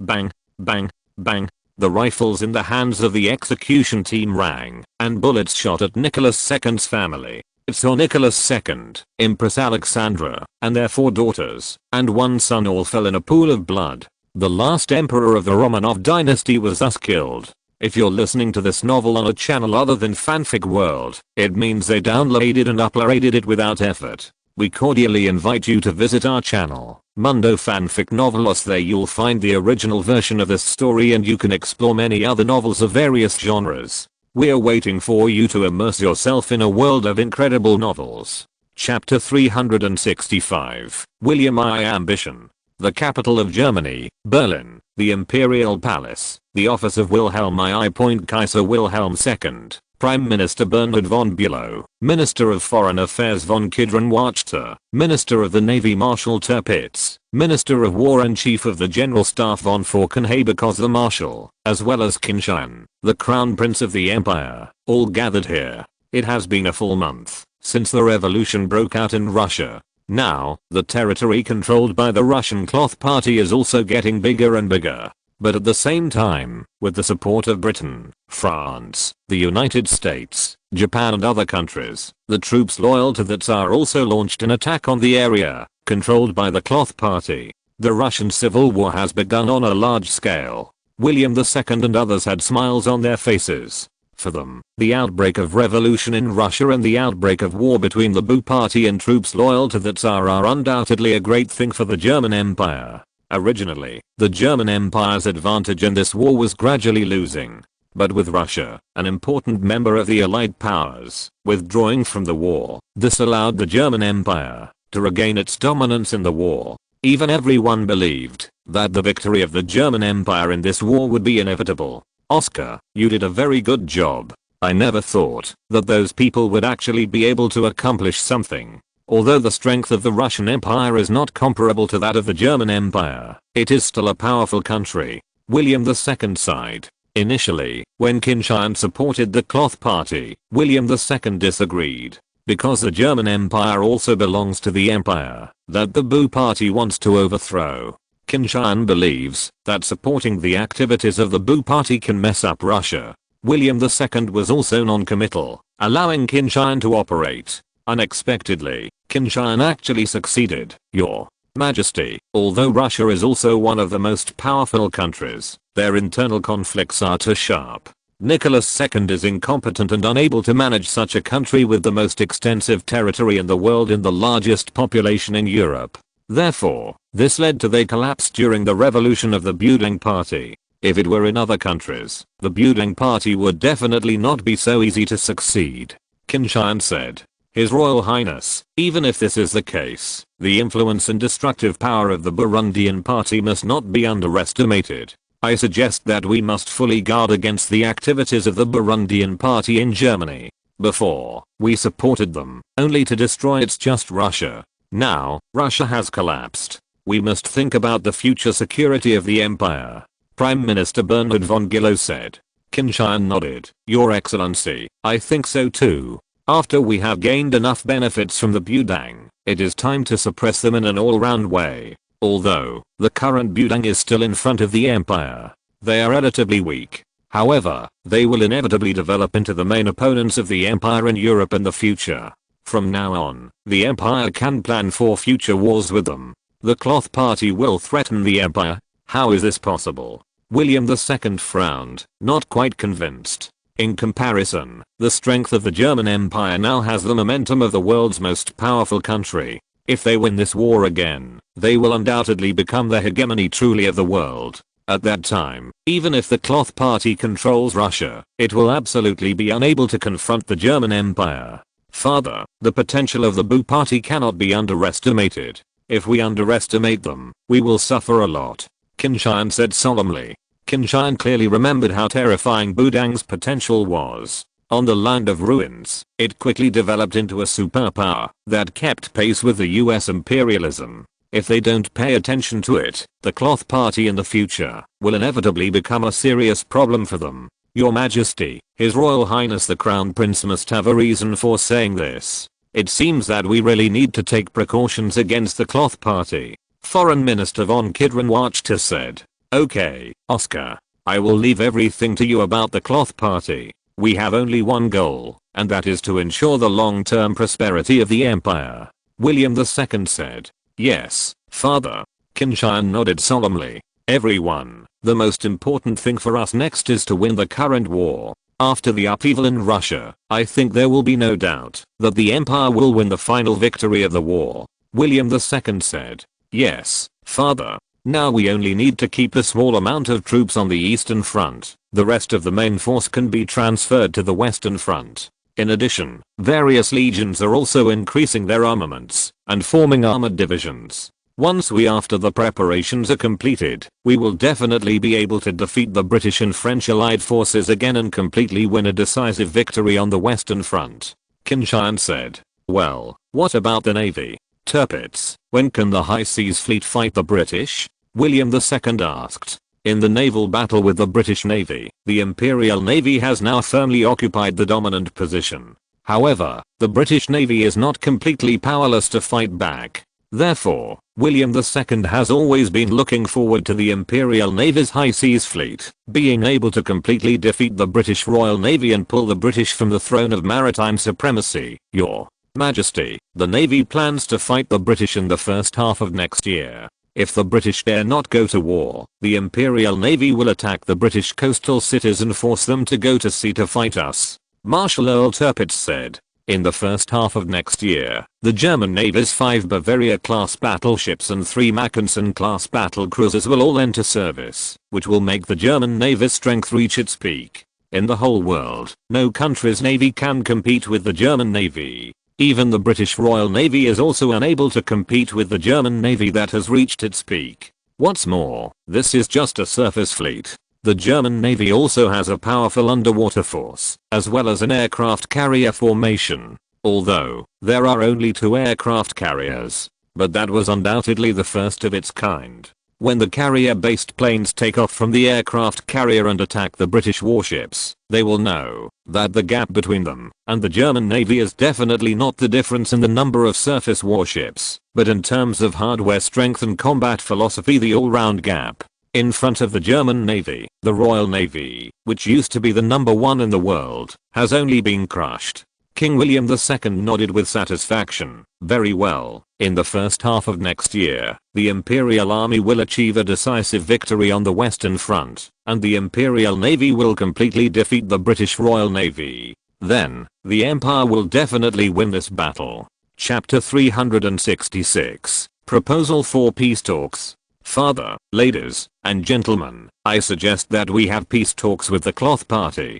The Russian Civil War has broken out, and the Cloth Party has no intention of continuing to participate in the war. For them, defeating the royalist forces loyal to the Tsar, it is the most important thing. In this process, they undoubtedly hope not to be interfered by foreign forces. Therefore, if we can negotiate peace with them, it is undoubtedly what they desire. It just so happens that we can also be at the negotiating table, get what we want. Qin Tian said.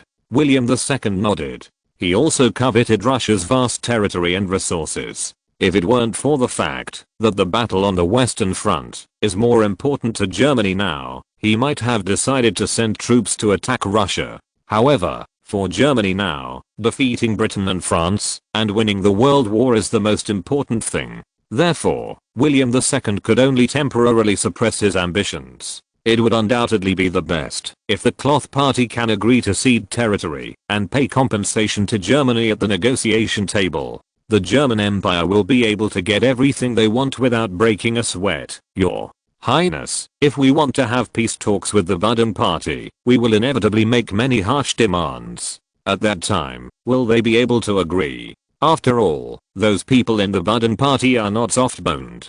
Prime Minister Bernhard Feng below said.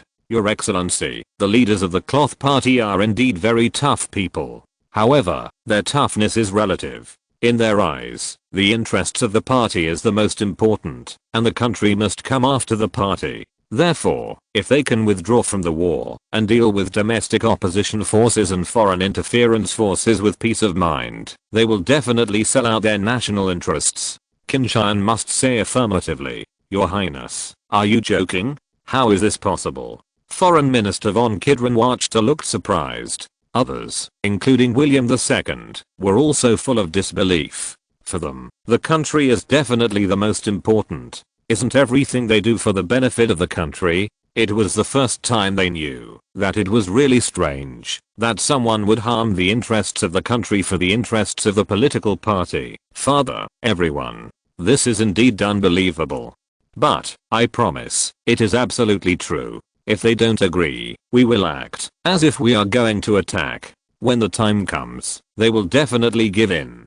Qin Tian looked affirmative. Your Majesty, if the Cloth Party is really like this, it will be very beneficial to the Empire. The Empire can take this opportunity to hit them hard. Von Kidron-Wachter smiled. Well, then follow the advice of His Royal Highness the Crown Prince. William II nodded. After the Imperial meeting ended, Qin Tian, Prime Minister Bernhard von Bülow, and Foreign Minister von Kidron-Wachter began to discuss what conditions they should raise in the negotiations with Russia. Your Highness, what's your opinion on our next peace talks with the Russian Bunker Party? Bernhard von Bülow asked. With Qin Tian's outstanding military and political talents, and Qin Tian's position as Crown Prince being fully consolidated, the civil servant faction of the Empire has basically turned to Qin Tian. Of course, there is a prerequisite for this, that is, William II also supports Qin Tian.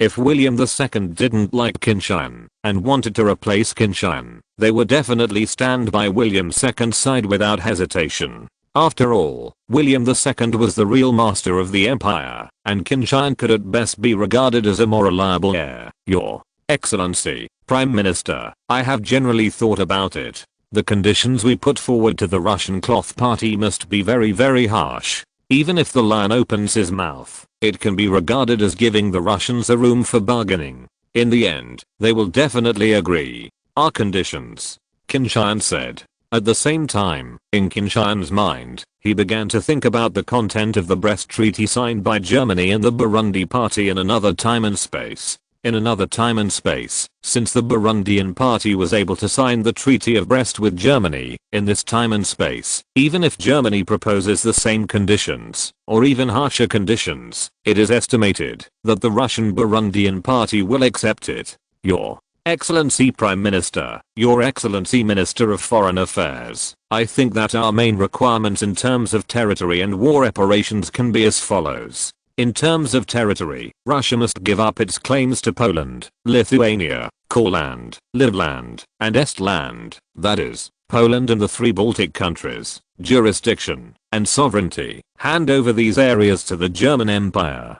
In addition, allow Finland and Ukraine to be independent. If possible, occupy the whole or half of Belarus. In terms of war operations, let the Russians pay at least our war indemnity of 6 billion marks. If possible, it is not a bad idea to increase it to 10 billion marks. This time, the Buddhist party can be regarded as having fully accepted the huge wealth left by the Tsar. In addition, they are aging in Russia. Land.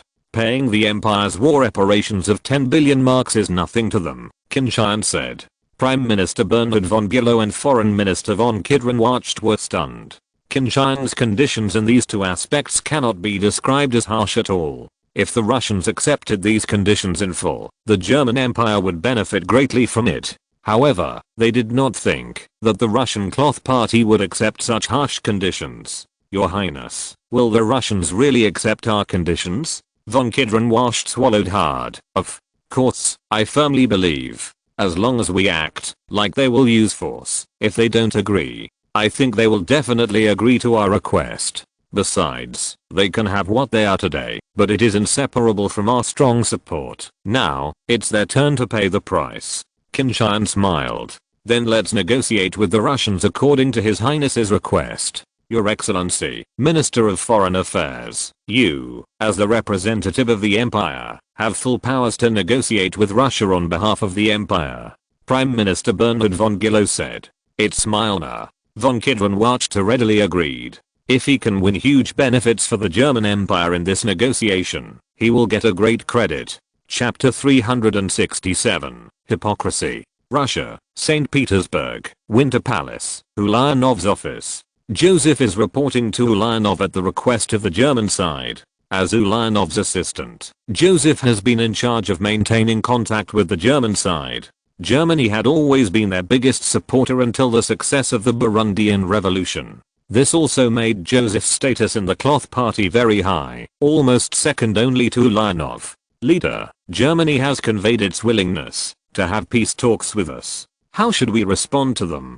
Joseph asked. Peace talks? What do the Germans want to do? Could it be that they want to take this opportunity to blackmail us? Ulyanov frowned. Ever since he received help from Germany, he has known for a long time that this day will come soon. However, he did not expect that it would come so soon.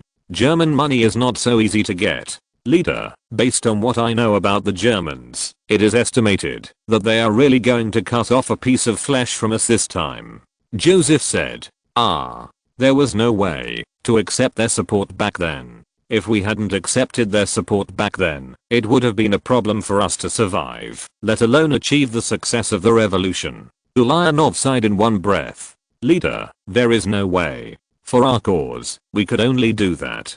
Joseph said. Ulyanov nodded. Since the Germans want peace talks, let's talk with them. However, we have to pay as little price as possible. Now, Russia will be ruled by us. We will develop. If you want to be strong, you must have a good foundation. Yes, leader. However, the Germans have an absolute advantage. Therefore, I'm afraid it will be difficult for us to refuse their request.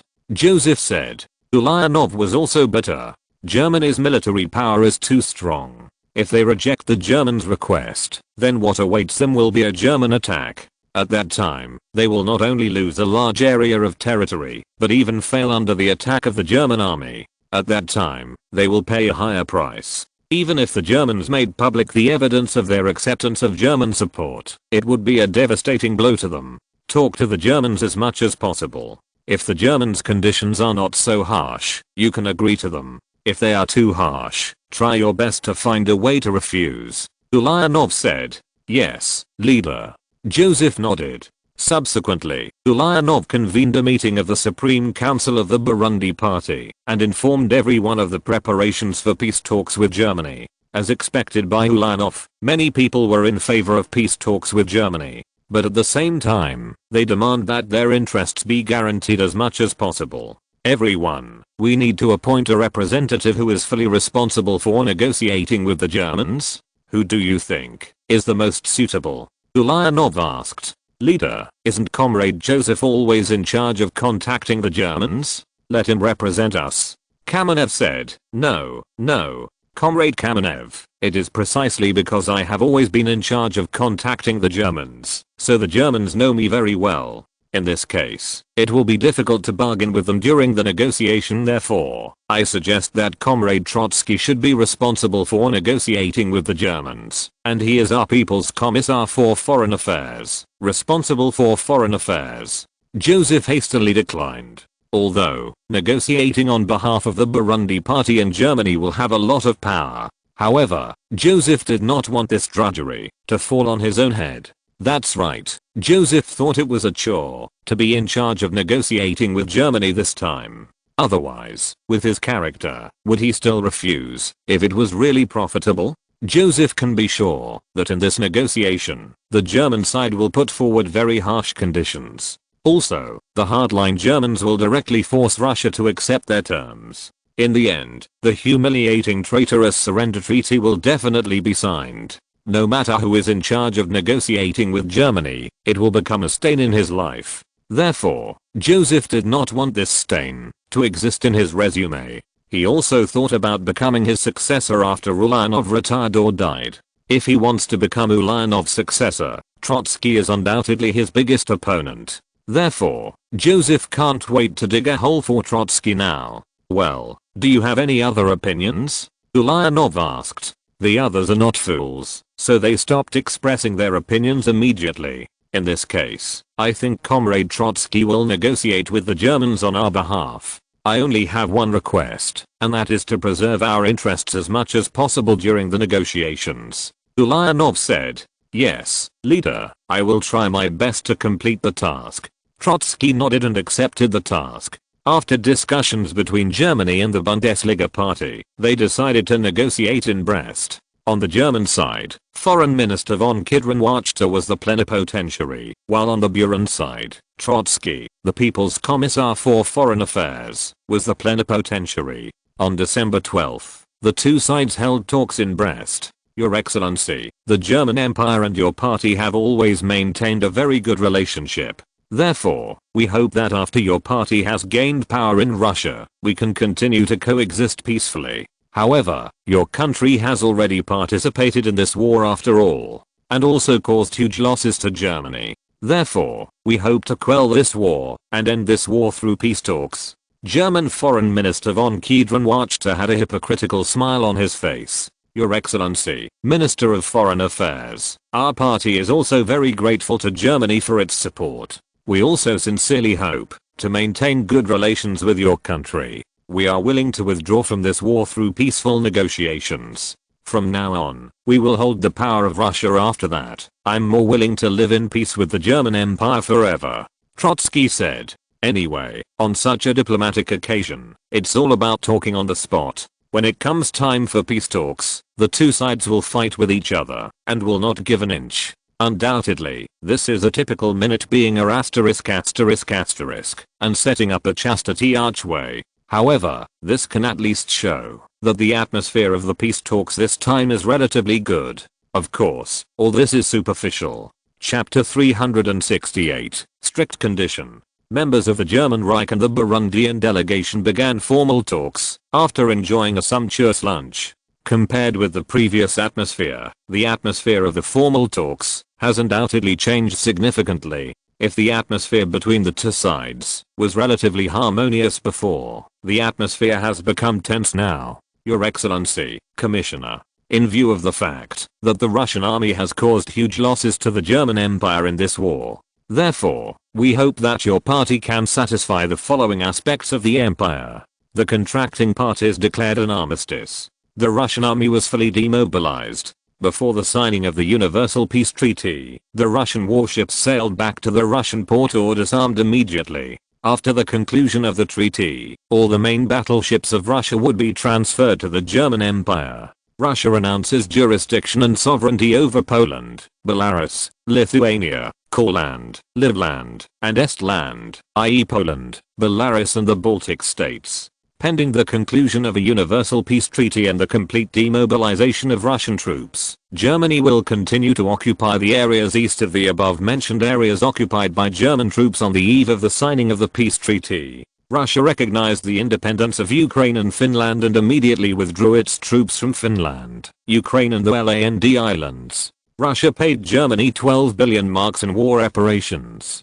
Germany promised not to interfere in the internal affairs of Soviet Russia and not to attack Russia from Finland. German Foreign Minister von Kidron-Wachter, without blinking an eye, fully revealed the conditions of Germany. Moreover, these conditions are even harsher than those proposed by Qin Tian before. Of course, those conditions proposed by Qin Tian are the bottom line that Germany needs to stick to in this peace talks, in order to give the Cloth Party a room to bargain. So von Kidron-Wachter raised the asking price. It's just that the conditions in Germany have obviously shocked the Cloth Party. They simply could not imagine that the German side would propose such conditions. These conditions are undoubtedly too harsh. It was so harsh that Trotsky and other members of the Cloth Party delegation were stunned. As the head of the Burundi delegation, Trotsky knew that this time the Germans would definitely open their mouths. However, he still did not expect that the appetite of the Germans would be much greater than he expected. If the Cloth Party agrees to these conditions of the Germans, then they will lose a lot of benefits. Even in the future, even if the Budapest Party controls the whole of Russia, it will not be able to develop into a powerful country on the basis of Russia. This is especially true when the Germans dominate Europe. After listening to the conditions put forward by Germany, Trotsky wanted to leave the meeting immediately and protested. They would never agree to such a condition. However, Trotsky knew that, if the peace talks failed, the Germans would definitely tear off their hypocritical masks and attack Russia immediately. With the strong combat effectiveness of the German army, they could not resist the German attack at all. At that time, with heavy losses, will they be able to defeat those opposing forces? Your Excellency, Minister of Foreign Affairs, the conditions of your country are too harsh. It was Tsar Nicholas II who got Russia involved in this war, not us. We are very peace-loving. Therefore, Germany should not put such harsh conditions on us, Trotsky said. Your Excellency, no matter what you say, Russia has already joined this war. If this is the case, if you want to withdraw from the war, you will naturally have to pay a sufficient price. Otherwise, the empire will not be able to explain to the people. Von Kidron-Wachter is also a look of embarrassment. Your Excellency, Minister of Foreign Affairs, we agree to cede the Kingdom of Poland to your country. In addition, we will compensate your country with 2 billion marks in war reparations. This is the only condition we can accept, Trotsky said. Von Kidron-Wachter smiled and said nothing. However, his expression gives people a feeling. That is, are you sending beggars away? How could the German Empire, as the winner of this war, at least the winner of the Eastern Front, only need such a little profit? In that case, isn't Germany busy in this war? Germany will not accept such conditions. Your Excellency, Minister of Foreign Affairs, this is really our bottom line. Otherwise, we will not be able to explain to the Russian people. Trotsky said. Haha, Commissioner, do you need to explain to the public? You only need to be satisfied with yourself, and the opinions of the public have no influence on you at all. Von Kidron-Wachter smiled said. Of course Trotsky could understand the sarcasm in von Kidron-Wachter's words. Indeed, the Budapak regards the interests of the party as paramount. As for the interests of the people and the country, they don't care so much. But while they've always done it this way, but if someone pointed it out in person, it would undoubtedly be a slap in the face. This made Trotsky's complexion very ugly. However, he also knows that now is not the time to turn against the Germans, so he can only endure it. Your Excellency, Minister of Foreign Affairs, your country's conditions are indeed too harsh for us to accept. Trotsky blushed. Well, Your Excellency, if you can't accept the conditions of the empire, then the empire can only regard this peace talks as over. In that case, we can only use the army to take everything we want. Hope the relationship between the two parties will not be affected by this, von Kidron-Wachter said. Suddenly, Trotsky's face turned from red to blue. He knew very well that it was the Germans who were threatening them. The intention is also very obvious. If the Cloth Party does not accept Germany's conditions, then Germany will be ready to use force. At that time, the Cloth Party will pay a greater price. Your Excellency, Minister of Foreign Affairs, I will report your request to the country. However, I still insist on my point of view. Your country's request is too harsh. We cannot accept it. Trotsky said. Of course, Your Excellency, member. We have already proposed the conditions. Whether you can accept them or not is up to you. 3 days. Our country can give you 3 days to consider. If your party cannot give us a satisfactory answer after 3 days, then we have no choice but to terminate the negotiation. Von Kidron pressed harder and harder. Trotsky nodded with an ugly face. Facing the threats and persecution from Germany, he had nothing to do. Who put them at a disadvantage now? Chapter 369. Argument. St. Petersburg, the Winter Palace. In the meeting room, members of the Supreme Committee of the Burundi Party sat at the meeting table. Everyone held a copy of Trotsky's telegram from Brest in their hands. The content of the telegram is the tough attitude of the German side and the conditions put forward by the German side. Of course, the harsh conditions put forward by the German side made these leaders of the Burundi Party stupid. The Germans are clearly talking to the lions. We absolutely cannot accept such conditions. Otherwise, Russia will be completely reduced to a second-rate small country. Kamenev blushed and looked angry. If the Burundi Party accepts the conditions of Germany, they will not only lose millions of square kilometers of territory, but also lose 40% of the country's population and more than half of the industry. Coupled with the loss of resources, this will make Russia completely lose the capital to become a big country. The leaders of these cloth parties do not want the country they will command in the future to become like this. Ulyanov was also pale. He was equally intimidated by the German appetite. Originally, he thought that, even if Germany wanted to kill Russia, it should not be too harsh. After all, Budang is not a fool. How could he agree to such harsh conditions? But now, Ulyanov had to admit that he underestimated the appetite of the Germans too much. This clearly meant to eat up a small part of Russia in one bite. And it is still the most essential half. Ulyanov obviously could not accept such a condition. However, he was a little worried. Once the conditions of the Germans are rejected, what serious consequences will there be? If the German army launched an attack on Russia, would they be able to resist it? Will their revolution fail because of this? At that time, I'm afraid that they will not only lose their lives, but also have no possibility of success in their ideals. This made Ulyanov couldn't help worrying about gains and losses. People may be like this. Before they succeed, they can still fight forward. However, after success, he becomes hesitant and cares about gains and losses. Even a leader like Ulyanov will inevitably have problems in this regard. Joseph was a little thankful that this hard work did not fall on his head. Otherwise, he should be the one who is struggling now. Joseph was very satisfied to be able to dig a hole for Trotsky, a powerful opponent. Although, these members of the Supreme Council are now filled with righteous indignation, scolding Germany for being despicable and shameless, and the lion opened his mouth. However, Joseph knew that under the threat of Germany, they had no choice but to compromise. Sure enough, when everyone scolded Germany sternly, Ulyanov began to ask everyone for their opinions. Everyone, should we agree to the harsh conditions of the Germans? If we don't agree, what will happen? Let's analyze it carefully. Ulyanov said. Leader, the conditions of the Germans are too harsh. We absolutely cannot agree. Kamenev immediately expressed his strong opposition. Immediately, several committee members agreed. They also believed that the conditions offered by Germany were too harsh and insincere. If they agreed to such a condition, it would inevitably make them sinners of Russia. At this time, Joseph spoke. Everyone, if we don't agree to the conditions of the Germans, what actions will the Germans take? Can we bear the consequences? Joseph's words, like a bomb, made everyone stop talking. Everyone knows that Joseph's words are very reasonable. After all, Germany is so powerful now. After rejecting Germany, it means that it will be prepared to bear the wrath of Germany, and whether it can withstand the anger of Germany, no one dares to guarantee it.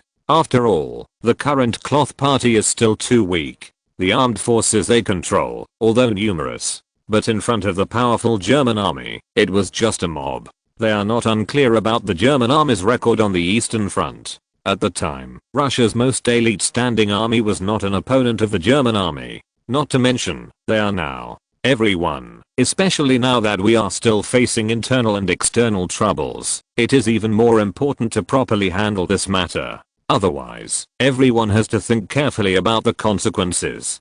Joseph continued. Sure enough, the expressions on many people's faces became very serious. Joseph, are you advocating that we should accept blackmail from the Germans? In that case, how is it different from betraying the country?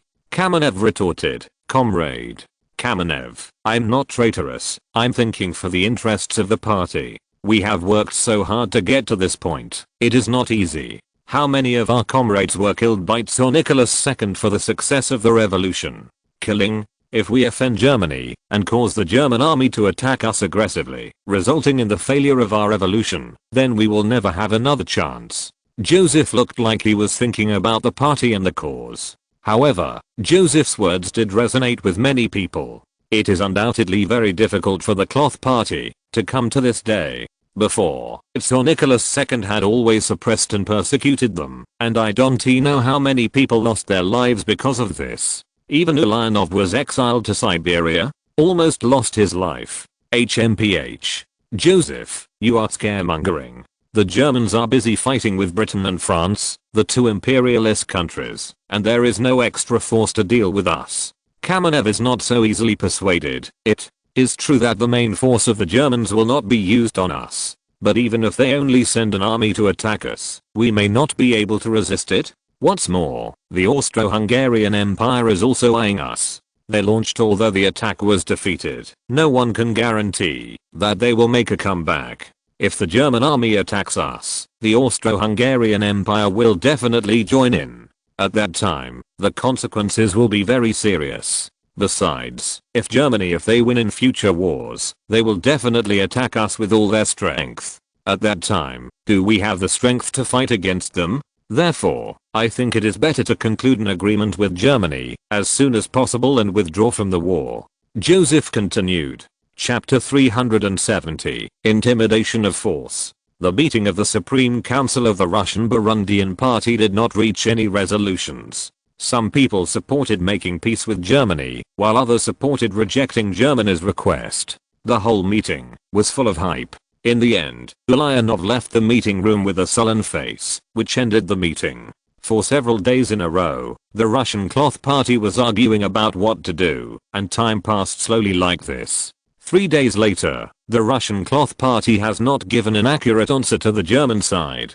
German Foreign Minister von Kidron-Wachter immediately left Brest and led the German delegation back to Germany despite Trotsky's persuasion. As soon as the German delegation left, this immediately made the Burundi party even more anxious. Everyone knows that after the breakdown of the negotiations, they will have to face the military threat from Germany. After returning to Berlin, von Kidron-Wachter met Qin Tian immediately. Prime Minister Bernhard von Bülow, also together. Your Highness, isn't our asking price too high? It scared the Russians. Von Kidron-Wachter said. Yes, Your Highness. If the Russians refuse to agree to our conditions, then do we really have to use force against them? Bernhard von Bülow was also a little worried. After all, they all know it. Now Germany's main energy will be on the Western Front. On the Eastern Front, only a small number of troops will be retained. Of course it is impossible for us to use force against them. However, it is still possible to intimidate them.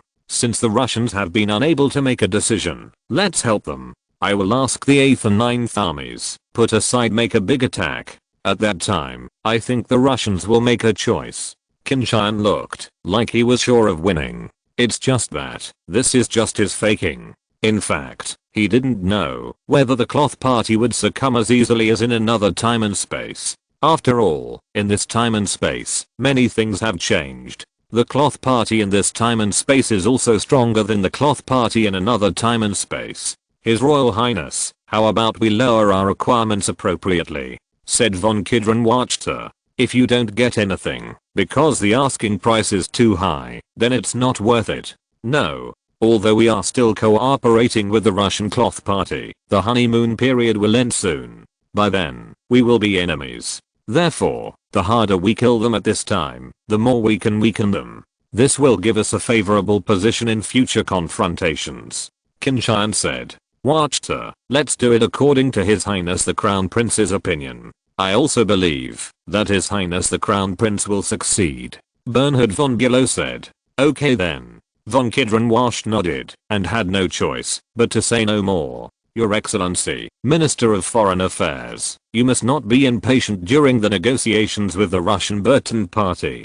The Russians will not shed tears when they see the coffin. They will compromise when our troops start marching towards them, Qin Tian said. I hope so. Von Kidron-Wasch said. Afterwards, Qin Tian personally issued orders to the 8th Army and the 9th Army, asking them to go to the border, pretending to march on Russia, and intimidating Russia with force. This time, I want to see if those Russians have the courage to resist. Qin Tian's eyes flashed a cold look. After receiving Qin Tian's order, the German 8th Army and 9th Army, regardless of whether it was still winter, immediately left the station and headed for the border. Although, the 8th Army suffered a lot of losses after the first battle that annihilated the Russian Southwest Front Army, but after returning to East Prussia, it was immediately replenished.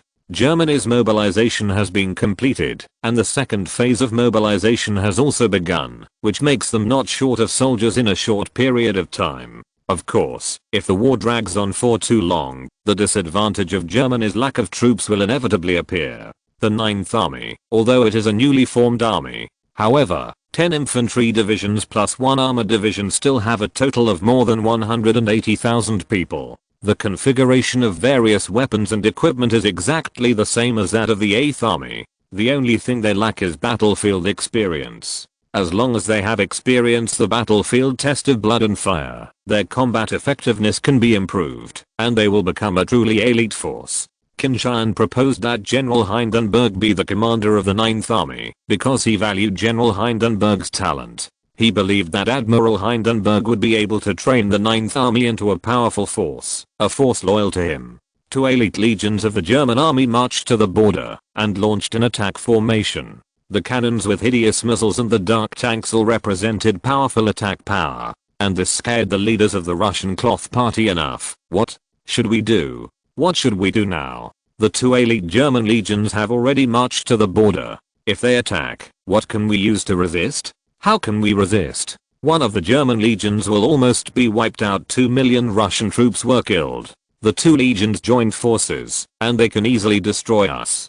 Joseph looked panicked. Ulyanov also looked very ugly. The Germans have now made their attitude clear, as if they are going to attack them. Although, Ulyanov believes that this may be the Germans intimidating them. However, he didn't dare to take the risk. Otherwise, once the Germans are serious, the consequences will be very serious. Ulyanov knew very well that, if the German army really launched an offensive, even if they only invested 2 legions, they could wipe out all the troops they currently control. What's more, there are still a large number of troops loyal to Tsar Nicholas II, ready to attack them. At that time, the situation of the Russian Cloth Party will be very critical. If it is not done well, it will be destroyed. Comrade Joseph, we can't take risks. At least at this stage, we can't tear ourselves apart with the Germans. Therefore, after bargaining for the Germans' demands, let them agree. Ulyanov said. Between betraying the country and keeping himself, Ulyanov chose the latter. Yes, leader, I understand. However, comrades Kamenev and comrade Trotsky strongly oppose it. If their attitudes don't change, it may be difficult for us to reach an agreement. Joseph was a little worried. Try to find a way. They didn't understand the situation, but we can't let them make our revolution fail. Ulyanov's eyes flashed with determination. Chapter 371, Compromise. On December 23rd, Christmas Eve, Ulyanov once again held a meeting of the Supreme Council in the Winter Palace. There was only one topic of the meeting, and that was how to deal with the German military threat. Comrades, according to the latest information we have obtained, the Germans have dispatched 2 legions, and have already marched to the border. It seems that they will soon cross the border and attack us. If we don't agree to their conditions, then the army will attack us directly. Although the two German legions only have more than 300,000 people. However, must not forget that on the Eastern Front, the Germans only relied on less than 200,000 people. The army wiped out nearly 2 million Russian troops. So, once the Germans launch an attack, what can everyone we do to resist? We can't resist at all. Therefore, we have no choice but to accept the Germans' demands, Joseph said sadly. HMPH. It's winter now. Even if the Germans want to attack, they won't do so at this time. They're just trying to intimidate us. Trotsky said blankly. Comrade Trotsky, there is a great possibility that the Germans are intimidating us. But what if the Germans are not intimidating, but come for real? Then what should we do? With our army, can it withstand the German attack?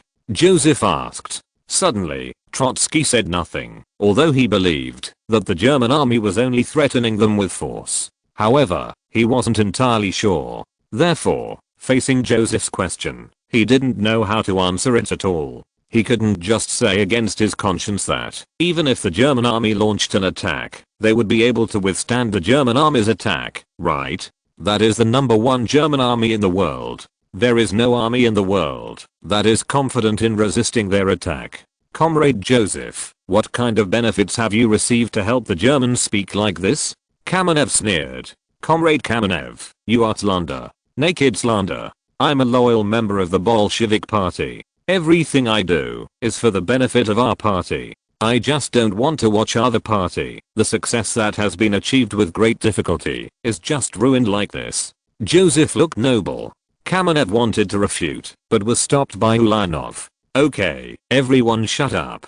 We are discussing how to solve the problem now, not attacking people. Ulyanov said with a cold face. The others immediately shut up and said nothing more. In any case, no one can compare with Ulyanov's status in the Cloth Party. Few would object to his words. Everyone, the current situation is indeed more dangerous. I also hope that the Germans are just threatening us. However, no one is sure whether this is just a threat or a precursor to the Germans launching an attack. If there is no, we may be able to take a gamble on those opposing troops. Even if we lose the bet, it is no big deal.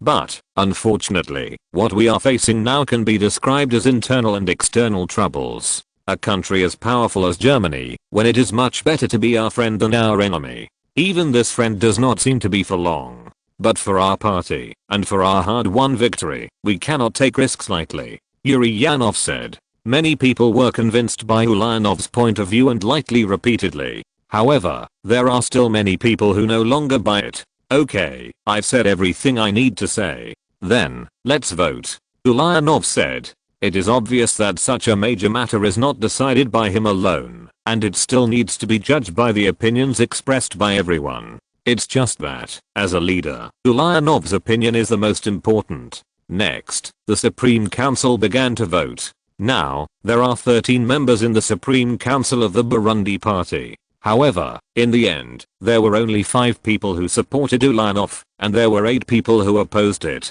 Comrades, is this your choice? Do you want to see our revolution fail? Now, because we are weak, we have to compromise. Once we are strong, we will no longer be afraid of the Germans. We can tear up the treaty at any time. In the end, the world still relies on fists to speak. Whoever has a big fist can grasp the truth. Even if we want to spread the revolution to the whole world and rescue hundreds of millions of poor people who are exploited, without strong military strength, nothing can be done. Ulyanov said sadly. The next day, the Supreme Council of the Burundi Party held a vote again, and Ulyanov was still talking about it. However, this time the voting result was 6-7, and there were still one more people who opposed it than those who agreed.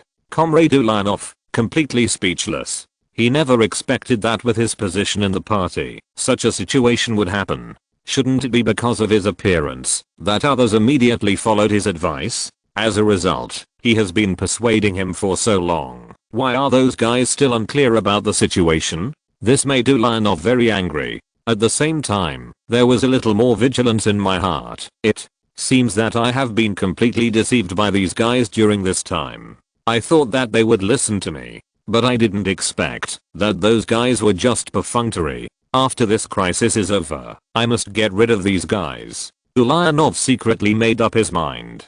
Once again, the vote failed, which made Ulyanov feel very bad. Comrade Trotsky, please come to my office. Ulyanov said. Yes, leader. Trotsky nodded. When Trotsky arrived at Ulyanov's office, what appeared in front of him was Ulyanov with a blackened face. Comrade Trotsky, don't you agree with our compromise with the Germans? Ulyanov asked. Yes, leader. I always thought that the Germans were just intimidating us by force. Trotsky said. If the Germans really want to do something, what should we do? Should we just watch our revolution fail? Ulyanov asked. Trotsky was suddenly speechless. Comrade Trotsky, everything we do is for the victory of our revolution. It is understandable to pay some price now for the sake of victory in the future. Ulyanov began earnestly persuasion. If you're listening to this novel on a channel other than Fanfic World, it means they downloaded and uploaded it without effort. We cordially invite you to visit our channel, Mundo Fanfic Novelos. There you'll find the original version of this story and you can explore many other novels of various genres. We're waiting for you to immerse yourself in a world of incredible novels. Chapter 372, Treaty of Brest. Leader, we can find a way to resume negotiations with the Germans. If the German army really crosses the border and attacks us, I will support the leader's opinion. Trotsky thought for a long time, and then said, as one of the leaders of the Burundi party, he is unwilling to see the revolution of the Burundi party ultimately fail. In that case, it will not do him any good. Therefore, he is not willing to really go to that step. Ulyanov nodded, feeling relieved. It was undoubtedly not easy for Trotsky to make such a change. Fortunately, Trotsky still made a change. Okay, Comrade Trotsky, you have to know that everything we do is for our party and our revolution. Only when our revolution succeeds will our struggle be worthwhile. Ulyanov said. Yes, leader. Trotsky nodded. The next day, the Russian Cloth Party took the initiative to release goodwill to the German side and proposed to resume peace talks, and said that the Burundian party agreed in principle to most of the terms proposed by Germany. However, some specific terms need further negotiation. Germany didn't want the negotiations to break down. The Russian Cloth Party did so, just in line with their wishes. His Royal Highness, it seems that the Russians are really frightened. This time, we can easily obtain the benefits we want. Von Kidron smiled, and the original worry has long since disappeared. The smoke cleared. It never occurred to him that what Qin Tian said was true. It is unbelievable that the Russians would agree to such harsh conditions they put forward. Your Excellency, Minister of Foreign Affairs, this time it's up to you. Whether we can get the maximum benefit for us depends on the negotiation with the Russians. Qin Tian smiled. The Russian finally relented, which made his heart, that had been hanging on, he finally returned to his stomach. Before, he was also worried that, if the Russians refused to submit, what would happen to him? At that time, his prestige as the Crown Prince of the Empire may be greatly reduced. Don't worry, Your Highness. I will definitely complete my mission this time. Von Kidron assured, patting his chest. Under the circumstances, that Qin Tian created such good conditions for him, if he has not been able to succeed, then he is too incompetent. On January 8, 1915, representatives of the German and Russian Bundesliga parties held negotiations again in Brest. In order to show goodwill, Russia agreed to Germany's previous conditions for abandoning the three Baltic states. However, for other conditions, they no longer let go. Your Excellency, it is also to express our sincerity. We are willing to give up half of Belarus. The territories east of the Berezina River and the Dnieper River can continue to be controlled by you. In addition, you only need to pay 10 billion marks for war reparations, that's it. Your Excellency, Commissioner, this is already our bottom line. If your party doesn't even agree to this condition, then I have nothing to do. Von Kidron has said. Now that they have fully grasped the initiative, he certainly won't back down at will. This, Your Excellency, Minister of Foreign Affairs, your request is still too harsh. Trotsky still wanted to strive for more relaxed conditions. It's just that Von Kidron is unwilling to back down no matter what. Because the gap between the requirements of the two parties is so great, that this time the negotiations inevitably reached a deadlock again. When Qin Tian learned of this situation, he immediately issued an order to the 8th Army and the 9th Army, asking them to cross the actual control line and penetrate into Russia's territory. If you encounter resistance, you can fight back. Qin Tian's order was well by the 8th Army and the 9th Army. More than 300,000 troops implemented of the two legions crossed the actual control line and began to march towards Russian territory, although they did not enter the territory of Russia much. However, for the Russian Cloth Party, it undoubtedly once again showed a very clear signal. That is, if the negotiations continue to stall, they will actually launch an offensive. In view of this situation, Ulyanov once again held an emergency meeting. Comrades, the German army has crossed the line of actual control between the two sides and has begun to attack our hinterland. If they are not stopped, they will probably push all the way to St. Petersburg. Ulyanov said with a look on his face anger. Leader, the conditions of the Germans are too harsh. Do we really want to agree? Kamenev was a little unwilling. Temporarily ceding some territory to Germany is better than us being wiped out by them. Later, when we grow stronger, we can take back those territories at any time. Joseph said on the side. Yes. Now that Germany is powerful, we can only temporarily compromise. Some other committee members also expressed their opinions. Everyone was frightened by the German advance. Subsequently, Ulyanov launched another round of voting. In this vote, 8 of the 13 people voted for it. Among them, Trotsky, who was unable to return from Brest, was included. Of course, his vote was cast by someone else. But, comrades, I'm very happy that everyone can reach an agreement. I believe that, although we have many difficulties ahead, we will definitely be able to overcome them and win the final victory. Ulyanov said with a smile on his face.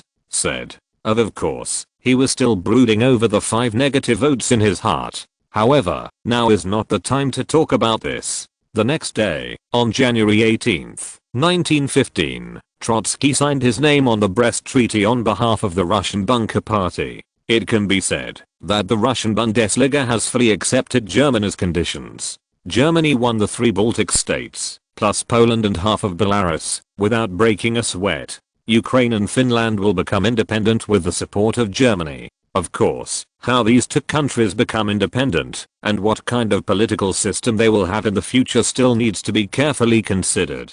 But in any case, Russia has lost these places forever. In terms of war reparations, the Budapest Party will pay Germany 10 billion marks worth of gold or other jewelry within the next 6 months. Of course, these things originally belonged to the Tsar's wealth, and the Cloth Party got it in Russia. Now, part of it has belonged to Germany. This made the Cloth Party very unwilling, but there was no other way. Chapter 373, Landing Plan. After Germany and Russia signed the Brest Treaty, William II was very satisfied. He also never thought that he could actually get the Russians to sign such a harsh treaty. You know, after losing these territories, Russia is equivalent to losing the most essence of the country. This will make Russia's strength drop by another level. As for Germany, if it can digest this part of Russia's territory, its national strength will be greatly increased. These will become the capital for Germany to dominate Europe and the entire world. Germany has the most powerful industrial strength and the strongest military strength in the world. In terms of technology, it is even ahead of the world. The only thing restricting the development of Germany is undoubtedly Germany's resources. Except for coal, Germany itself lacked almost all resources. This makes Germany strong, but if it falls into a protracted war, it will soon be dragged to death. If the resource problem can be solved, this will bring Germany's national strength to another level. Oscar, very good, very good. William II applauded. He is very satisfied with the complete success of Qin Tian's strategy toward Russia. Although, at first, he still had some doubts about handing over all the power to fight against Russia to Qin Tian. On the one hand, Qin Tian is too young. On the other hand, compared to the mighty Russia, Qin Tian's strength is really too weak. But precisely because of this, Qin Tian still won the victory, which naturally made William II feel incredible. At the same time, this also made William II more optimistic about Qin Tian's talent. He felt more and more that it was extremely wise decision to make Qin Tian the crown prince of the empire. Otherwise, the German Empire would never have achieved such great achievements in this war. Indeed, William II's evaluation of Qin Tian has become very high. He knew very well how much the entire empire had changed under Qin Tian's influence. Under the leadership of Qin Tian, the Imperial Navy surpassed the British Royal Navy in strength, allowing them to gain an advantage in this decisive battle at sea. It is not impossible to defeat the British Navy in the future and achieve the final victory in naval battles. The strength of the Imperial Army has been greatly improved due to the new weapons developed by Qin Tian's arms company. Although, because of strategic issues, the German army did not make a breakthrough on the Western Front. But William II believes that in this spring, they will be able to make a breakthrough. What satisfied William II the most was undoubtedly Qin Tian's series of actions against Russia. He was not optimistic before, but he did not expect such a big success this time. Let them directly destroy an extremely powerful opponent in the war. You must know that Russia's strength is among the great powers, although it is not the top. But their huge army is undoubtedly a headache. Now, Russia, a hostile country, has been directly brought down, which makes the German Empire lose a major enemy all of a sudden. In this war, their advantage is naturally even greater. William II became more confident about future wars. He believes that Russia's victory in the next war is almost a certainty. This made William II smug, and he couldn't wait to become the Emperor of Europe. Father, this is what I should do. All of this was realized under Father's wise leadership. If Father hadn't laid the foundation for me long ago, I would not have succeeded. For these achievements, Qin Tian is not proud at all. After all, these credits don't have much effect at all. If William II's suspicion and dissatisfaction are aroused because of the high merits, it will be truly fatal. Well, everyone, now that Russia has collapsed, we have gained so many benefits from Russia. Next, our focus should be on the Western Front. This year, we must win on the Western Front. End the war this year, if possible. William II said. If the war can end within a year and a half, it will not have much impact on Germany. If the time is too long, even if Germany finally wins the war, its economy and national strength will be greatly affected. At that time, it will take a long time to recover. This is undoubtedly extremely unfavorable for Germany. Yes, Father, our goal this year is to win on the Western Front. At least France must be defeated. If the British can surrender after France is defeated, the war may end within this year. If the British choose to hold back, then we may have to land in England. Qin Tian said. Landing in England? William II couldn't help frowning. One of the main reasons why the United Kingdom can become a maritime hegemony is because they are isolated overseas and do not border the European continent. This also makes the United Kingdom only need to strengthen the development of the navy to ensure the interests and security of the country. Other powerful countries in Europe have to spend huge sums of money on the construction of the army because there are many as for the powerful countries on the European continent. If they want to threaten the security of the United Kingdom, they must defeat the powerful countries on the European continent. Without a strong army, it is impossible to guarantee the security of the country. Royal Navy. There is hardly any country that can maintain a strong army while also possessing a navy that surpasses the Royal Navy. If it weren't for the existence of Qin Tian, a heaven-defying bug, Germany would not be able to do this. It is precisely because of this that Britain has been able to face countless threats and survive them safely. Neither the Spaniards nor the Dutch, nor the later Napoleon the Great, nor Hitler in another time and space were able to finally defeat Britain. Yes, Father. If the British are still unwilling to surrender in the end, in order to win the final victory, we have to launch a landing operation against the United Kingdom and defeat them in one fell swoop. Qin Tian said. If we land in England and fight, can we win? William II asked. Of course, Father. If the Imperial Navy can defeat the British Navy, do you think that the British pocket army can be the opponent of the Imperial Army? Qin Tian asked back. Haha. The British will never be our opponents. William II immediately laughed. Chapter 374. Discontent of Austria-Hungary. Landing in Britain to fight and completely defeating Britain is not a big problem for the current German Empire. After all, in addition to the strength of the British Navy, the strength of the army is undoubtedly much worse. Once the British Navy is resolved, the British Army will undoubtedly be easily defeated by Germany. As long as the German Navy controls the North Sea and the English Channel, it will undoubtedly be able to easily send the German army to the British mainland. Of course, landing operations will cause a lot of casualties. However, if there is war, there will inevitably be casualties. As long as Britain can be destroyed, no matter how heavy the casualties are, it is undoubtedly acceptable. If you can defeat the United Kingdom and become the first monarch in European history to conquer the United Kingdom with the army, this will no doubt be remembered in history. Therefore, William II is still very interested in this. He is an extremely proud and conceited man, and a man who hopes to build something. Your Majesty, Your Excellency, the Prime Minister and the Minister of Foreign Affairs are present. Well, let them in. William II nodded. Qin Tian also stopped talking. He knew that there must be something going on when the Prime Minister and the Foreign Minister met William II together. See Your Majesty, Your Royal Highness the Crown Prince. After Prime Minister Bernhard von Bülow and Foreign Minister von Kidron-Wachter entered the office, they immediately saluted William II and Qin Tian.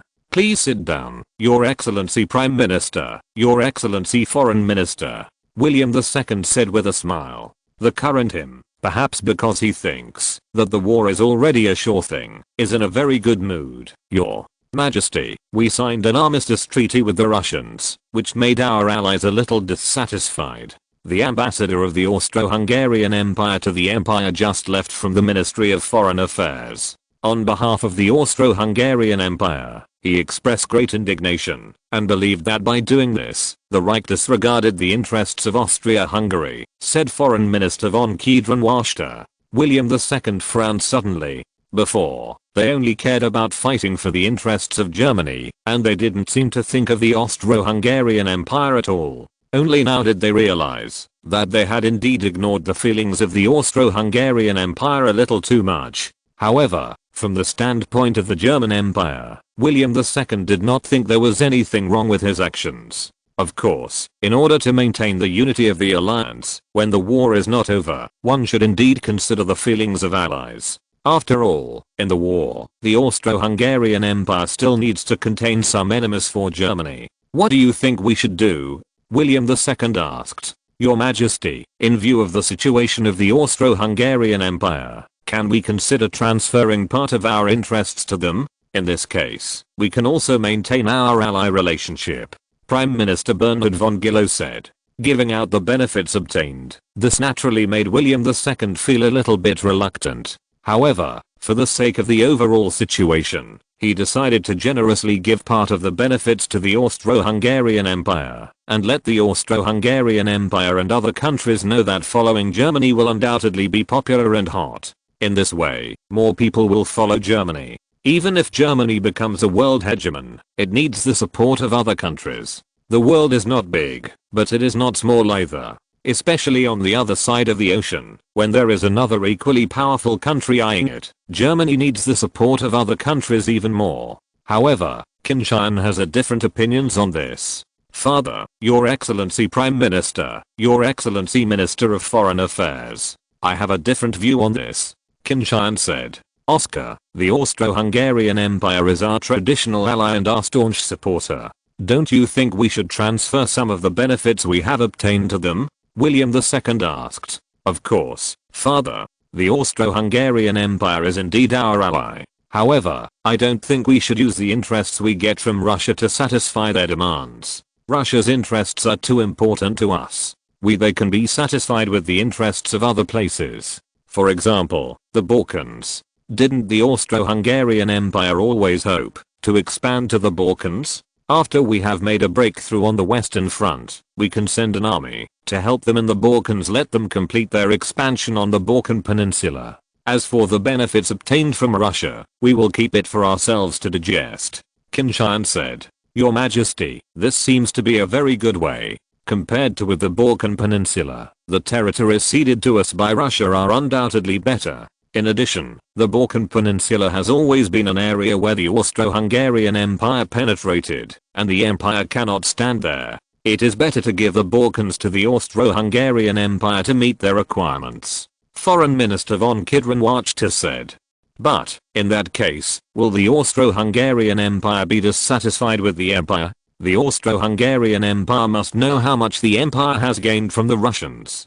Prime Minister Bernhard von Bülow was a little worried. Although, the negotiations between the German and Russian cloth parties were conducted in secret. However, when spies from various countries are trying their best to investigate this information, it is impossible to keep it secret. Especially the Russian side, they are like a sieve in front of other countries, and all the information is easily snooped by others. Therefore, the Austria-Hungary Empire undoubtedly knows how much benefit Germany has gained from Russia. Think about it with your toes. Germany has acquired a large area of territory on the Eastern European plain, but they have only acquired the barren Balkan Peninsula. This will naturally cause the rulers of the Austro-Hungarian Empire to feel unbalanced. This is unavoidable. People often share adversity but not happiness. Not to mention the relationship between countries is undoubtedly more fragile. If the Austro-Hungarian Empire is still dissatisfied with this, we can consider giving them some benefits in other aspects. For example, in the Kingdom of Italy, allocate part of the territory to them. In terms of war reparations, we can also give them some. We try our best, let's do our best to meet their needs and eliminate their imbalance. If they still refuse to accept this, then I don't think the German Empire needs to accommodate them too much. After all, their role in the empire is completely different from before the war. Qin Tian expressed his opinion. Anyway, he strongly disagreed with the expansion of the Austro-Hungarian Empire to the Eastern European plains. There, he has already regarded it as his own territory. In the future, it will be the front line against the Russian Cloth Party, so other countries will not be allowed to get involved. Chapter 375. Gap. King Wilhelm II was silent. Qin Tian thought about the suggestion for a long time. After a while, he said, "Everyone, just follow Oscar's advice. Tell the Austro-Hungarian Empire that the empire supports their territorial expansion in the Balkan Peninsula and Italy, but the territories of Russia cannot be distributed to them. In addition, the war reparations Russia gave us can give them 2 billion marks. In this case, we have done our utmost to them." Qin Tian nodded.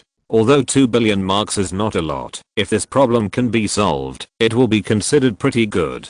Anyway, the money came from the Russians, Your Majesty. Even if the Austro-Hungarian Empire will be dissatisfied, it should be fine. After all, their role in this war is too limited. Bernhard von Bülow said, the Prime Minister. When Qin Tian heard this sentence, he couldn't help laughing. Indeed, the role played by the Austro-Hungarian Empire in this war was too limited. Their greatest contribution is probably the sacrifice of a crown prince, which enabled this war to break out. Besides, what other achievements do they have? During the war, the performance of their army was very bad. If it is said that in the early days of the war, Germany still needed to rely on the Austro-Hungarian Empire to hold back the Russian Empire and the Kingdom of Italy, then now, they have no role in this regard. Civil strife had broken out in Russia, and the German Empire had benefited enormously from it. The military strength of the Kingdom of Italy is also very bad, and Germany doesn't care at all. Therefore, the German army only needs to make a breakthrough on the Western Front in future wars to win this war. Under such circumstances, Germany naturally does not have to give the Austro-Hungarian Empire too much face. Your Excellency, Minister of Foreign Affairs, on behalf of the Empire, go to the Austro-Hungarian Empire and try to make them understand the current situation. William II said. Yes, Your Majesty. Von Kidron-Wasch nodded. In this world, being a diplomat is undoubtedly a very prestigious thing. As long as you are not a diplomat from a small country, you can usually do well. Of course, the big Eastern countries are an exception. A diplomat from a major Eastern country is simply a doormat. In a powerful country like the German Empire, important ministers like the Minister of Foreign Affairs often receive the best preferential treatment when they travel to other countries on behalf of the empire. Vienna, the capital of the Austro-Hungarian Empire. Recently, there has been a rumor circulating here that the German Empire left the Austro-Hungarian Empire and made peace with the Russians alone. The German Empire has obtained huge benefits from Russia, but the Austro-Hungarian Empire has nothing to gain after paying great casualties. This naturally made the elites of the Austro-Hungarian Empire very dissatisfied.